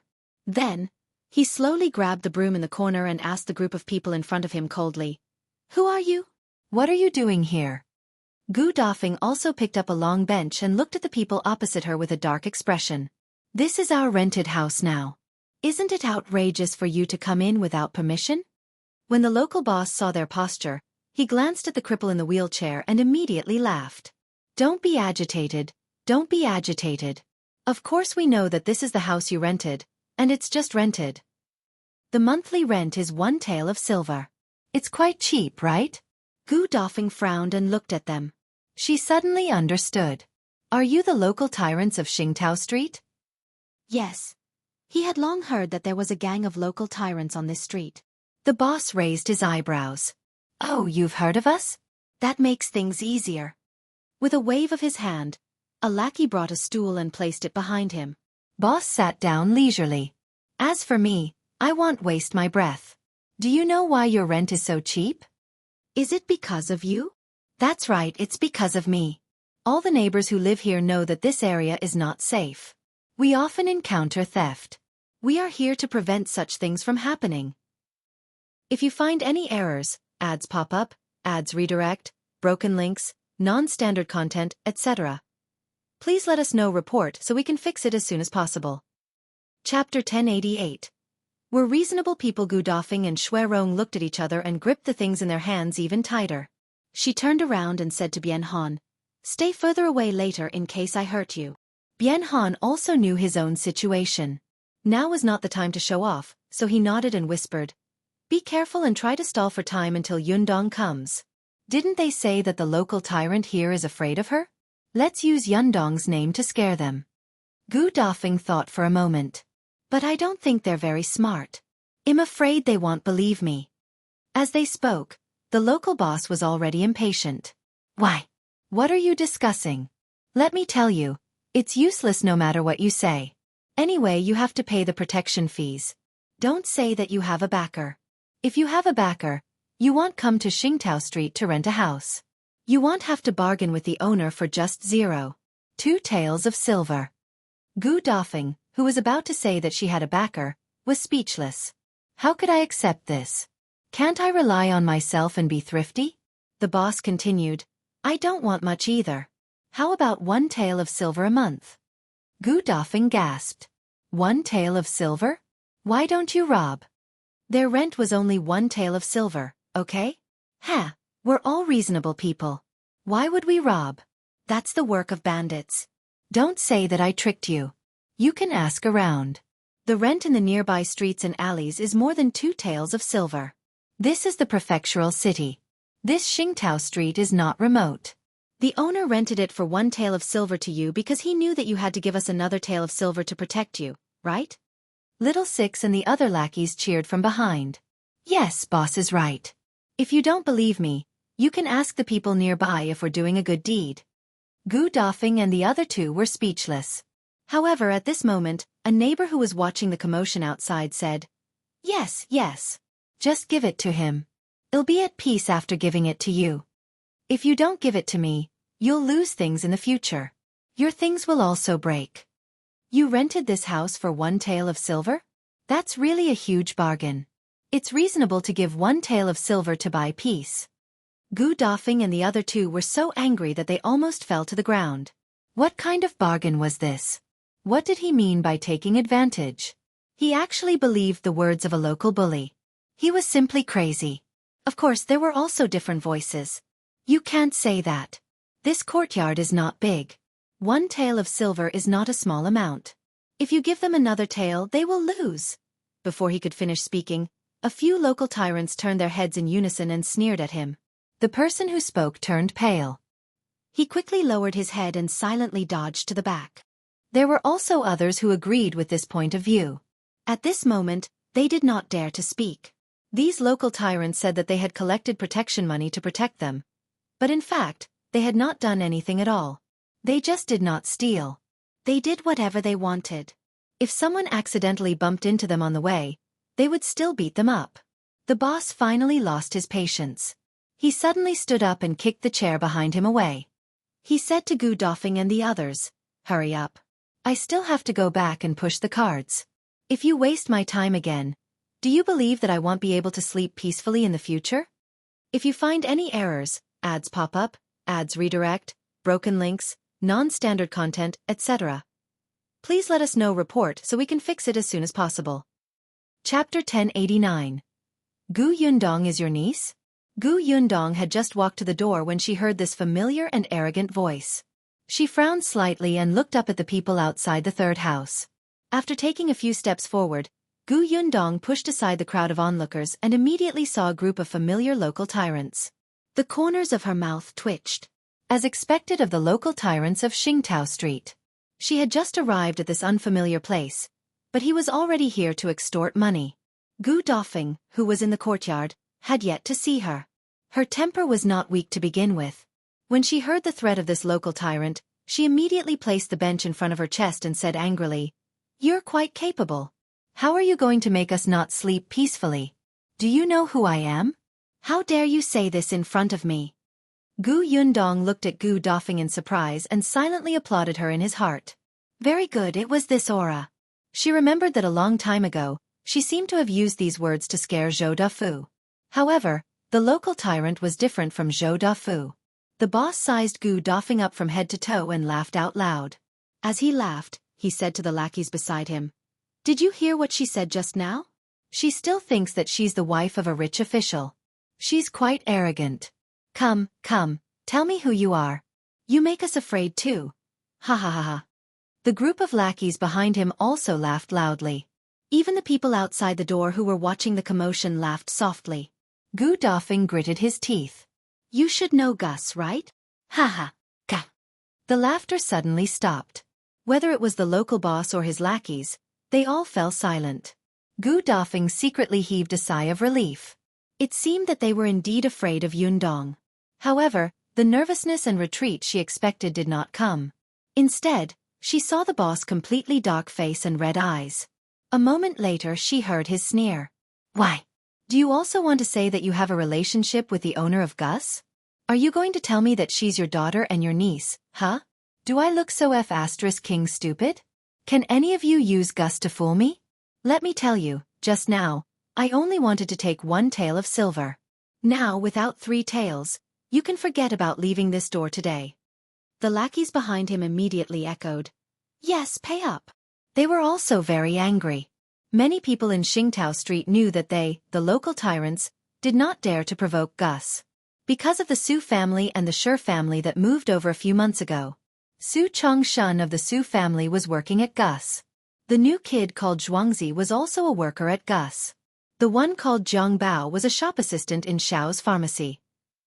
The local tyrants had suffered at the hands of Gu Yundong and Shao Qingyuan, so they naturally did not dare to provoke their employees. Therefore, when they collected protection fees, they basically bypassed the 2 families. Even their neighbors were safe because of them. There was no lack of smart people in Xingtao Street. As time passed, many people could tell. Hence, one family imitated the Su family and the Shi family. When the boss came to ask for protection money, that family actually said that they had a good relationship with the shopkeeper of Gus and often drank together and called each other brothers. The local tyrant wasn't sure at that time and was really fooled. When he turned around to investigate, good lord, they actually dared to lie to him. This matter made boss furious. If you find any errors, ads pop up, ads redirect, broken links, non-standard content, etc., please let us know report so we can fix it as soon as possible. Chapter 1090. Boss Gu, you've heard wrong now. There was actually another family that used the name of Gus to bluff and scare them. Moreover, they were new. The local tyrants were afraid of Shao Qingyuan and Gu Yundong, but that did not mean that they were easy to bully. Hence, the boss picked up the chair behind him and was about to smash it on the ground. "Do you really King think we're easy to talk to?" "Stop!" A shout suddenly came from behind. "If you tell me to stop, ill." The local tyrant sneered and turned his head, wanting to see who would dare to stop him at this time. However, halfway through his sentence, when he saw the appearance of the person, his voice suddenly stopped and his expression changed. He was not the only one. His lackeys also took a small step back and looked at Gu Yundong in horror. They had not forgotten that this woman looked young and thin, but she was King good at fighting. She could fight 10 people alone and could knock them down in an instant. There was also the maidservant beside her. She was stronger than the 3 men combined. That servant girl didn't come today. Fortunately, she didn't come. Gu Yundong smiled and walked to the eldest son's side. She looked up at the bench that he was still holding and said, "Do you want to put it down first? If it's accidentally broken later, you'll have to pay 10 times the price." Boss was stunned. Little Six, who was beside him, was quick-witted. He quickly went forward to take the stool and carefully placed it on the ground. Gu Yundong nodded in satisfaction and looked at Little Six with admiration. Little Six could not help but puff out his chest, feeling a ray of light above his head. Gu Yundong then walked to Gu Daifeng's side. "Eldest aunt, how's the house? Have you rented it?" "Yes, it's rented. We all think it's not bad." Gu Yundong nodded. "Since it's not bad, let's stay here for now. If you think it's too small in the future, we can change it." As she spoke, she turned to look at the group of local tyrants who were already stunned. What did they just hear? Eldest aunt? Gus boss called this woman eldest aunt? The lackeys looked at their boss silently. Their boss was so amazing. He could even guess this. The boss, however, felt bitter. He had just said it casually, but who knew that his words would come true? Gu Yundong was really her niece. Was there something wrong? Her niece's family was so rich. Why did they come to Qingtao Street to rent a house? Was there water in their brains? The group of people was so shocked that they couldn't recover. It was Gu Yundong's voice that pulled them back. I heard you say just now that you want to make my eldest aunt suffer? No. Absolutely not. You heard wrongly. The boss immediately shook his head, as if he was about to throw his head off. The other lackeys shook even more fiercely. The onlookers outside the door were shocked. Did these people have any integrity? They actually denied it so quickly and thoroughly. Who was this young lady? These local tyrants seemed to be afraid of her. They were even more afraid than when they saw the government officials. Gu Yundong frowned. Did I hear wrongly? Then why did you raise the stool just now? I was practicing arm strength. Yes, I suddenly feel that the weight of the stool is just right. It's suitable for arm strength. The lackey at the side echoed. Yes, yes, yes. Boss Gu, you know that our boss' right hand is not very strong. You know that. Boss Gu? The people at the door widened their eyes. If you find any errors, ads pop up, ads redirect, broken links, non-standard content, etc., please let us know report so we can fix it as soon as possible. Chapter 1091. Failing to extort only to be extorted. Could it be that this girl was the owner of Gus' shop? Was she that young? Moreover, the local tyrants were even more afraid of her than the rumors said. She was just a young lady. Could it be that they could not deal with her with so many people? The voices outside the courtyard rose and fell, and everyone started whispering. Some people's voices accidentally became louder and could even reach the ears of the boss. The boss snorted coldly in his heart. What did you people know? Although this girl looked young, she was very sinister. Not to mention how many times they had been beaten up. Just on the day of her shop's opening, she had deliberately lured old Master Zhou over and cheated him of so much money. It could be seen that this person was not easy to deal with. Moreover, she was not only the shopkeeper of Gus. She was also the fiancée of boss Shao, who had gone to the capital to meet the emperor and treat the prince. She was also the owner of the new tea pavilion shop with the wife of the Prefecture magistrate, the eldest daughter of the Nye family. They only dared to provoke such a person because they were tired of living, okay? Gu Yundong almost burst out laughing when she heard their reason. She restrained her expression and looked at their sincere eyes. She lowered her eyes and thought for a moment before saying, So this stool is so important to you? In that case, take it away. All right, all right. The boss hurriedly agreed. Unexpectedly, Gu Yundong said awkwardly, But if you take this stool away, we'll lose one. What if the rest are not enough? We still have to buy it again. I wonder if this stool is cheap. The boss suddenly felt enlightened and immediately felt bitter in his heart. He said with a sullen face, How can I let Boss Gu give it to me for free? Wouldn't that make me look bad? How about this? I'll buy it. I'll buy this stool, okay? 1. He gritted his teeth. How about 1 tael of silver? Hey, you're too polite. It's just a lousy stool. Why would I need a tael of silver? If I accept it, will others think that I'm bullying you? No. The boss hurriedly shook his head. As the old saying goes, the best things cannot be bought with money. Who asked this stool to be suitable for me? I insisted on buying it. Boss Gu didn't bully me at all. I'll be angry with whoever says that. Gu Yundong shook her head and sighed. In that case, I'll reluctantly accept it. She spread out her fair right hand with an innocent expression on her face. The boss was heartbroken. His hands trembled as he took out a tael of silver from his waist and placed it in her hand with difficulty. Boss Gu, our deal is done. I'll go back first? All right, you can go back.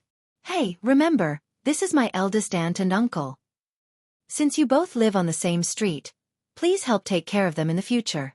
Definitely. The lackeys behind him also promised sincerely. Then, the group of people began to rush out of the courtyard. They did not even look back, as if they were afraid that someone would chase after them. After walking for a long time, the boss hit Little Six hard. You son of AB*TCH, next time, find out more information before you come. If something like this happens again, I'll kick you into the river and drown you. Do you believe me? With that, he stuffed the stool in his hand into little E's arms and strode away. Gu Yundong, who was in the courtyard, threw away the silver in his hand and turned to hand it to Gu Dafeng. Eldest aunt, keep it well and buy a better stool. If you find any errors, ads pop up, ads redirect, broken links, non-standard content, etc., please let us know report so we can fix it as soon as possible. Chapter 1092. Eldest aunt, uncle has been found. Gu Dafeng didn't decline. She put down the stool in her hand and said with a smile, "Fortunately, you came early. These local tyrants are too evil. Come, come, let me show you our new rented house." As she spoke, she wanted to pull Gu Yundong inside. Unexpectedly, just as she moved her feet, Gu Yundong pulled her back. "Eldest aunt, there's no hurry to look at the house. I have good news for you."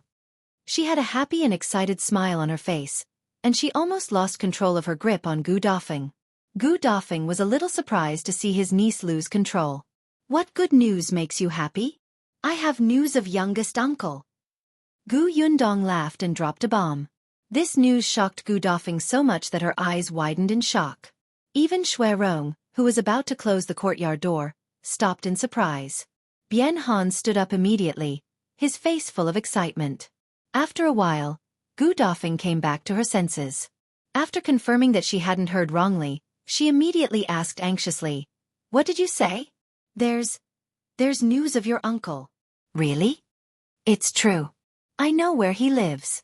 Let's go home first and tell my father the good news. Then, we'll bring uncle back to reunite with his family." Gu Dafeng nodded repeatedly. Yes, yes, yes. Let's go back first."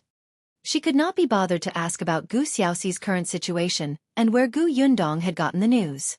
All these were no longer important. Anyway, she had news of her younger brother and they would be able to meet soon. That was enough. Gu Dafeng turned around and pushed Bian Han's wheelchair, asking him to sit down quickly and go home first. However, when they reached the door, they realized that the people who had been watching the commotion had not left. They looked at this group of people curiously. Most of their gazes were focused on Gu Yundong. They were both curious and nervous about this little girl. However, they were different from those local tyrants. Without experiencing Gu Yundong's methods, they were not scared. Shui Rong frowned and said to the onlookers, make way first. We're going out." All of them moved slightly to the side, but the distance was still not enough for the wheelchair to pass. Gu Yundong frowned and said coldly, "Move aside." Her face darkened. She still had some dignity. Everyone hurriedly retreated and let her walk out. Shui Rong locked the door and the group left in a hurry.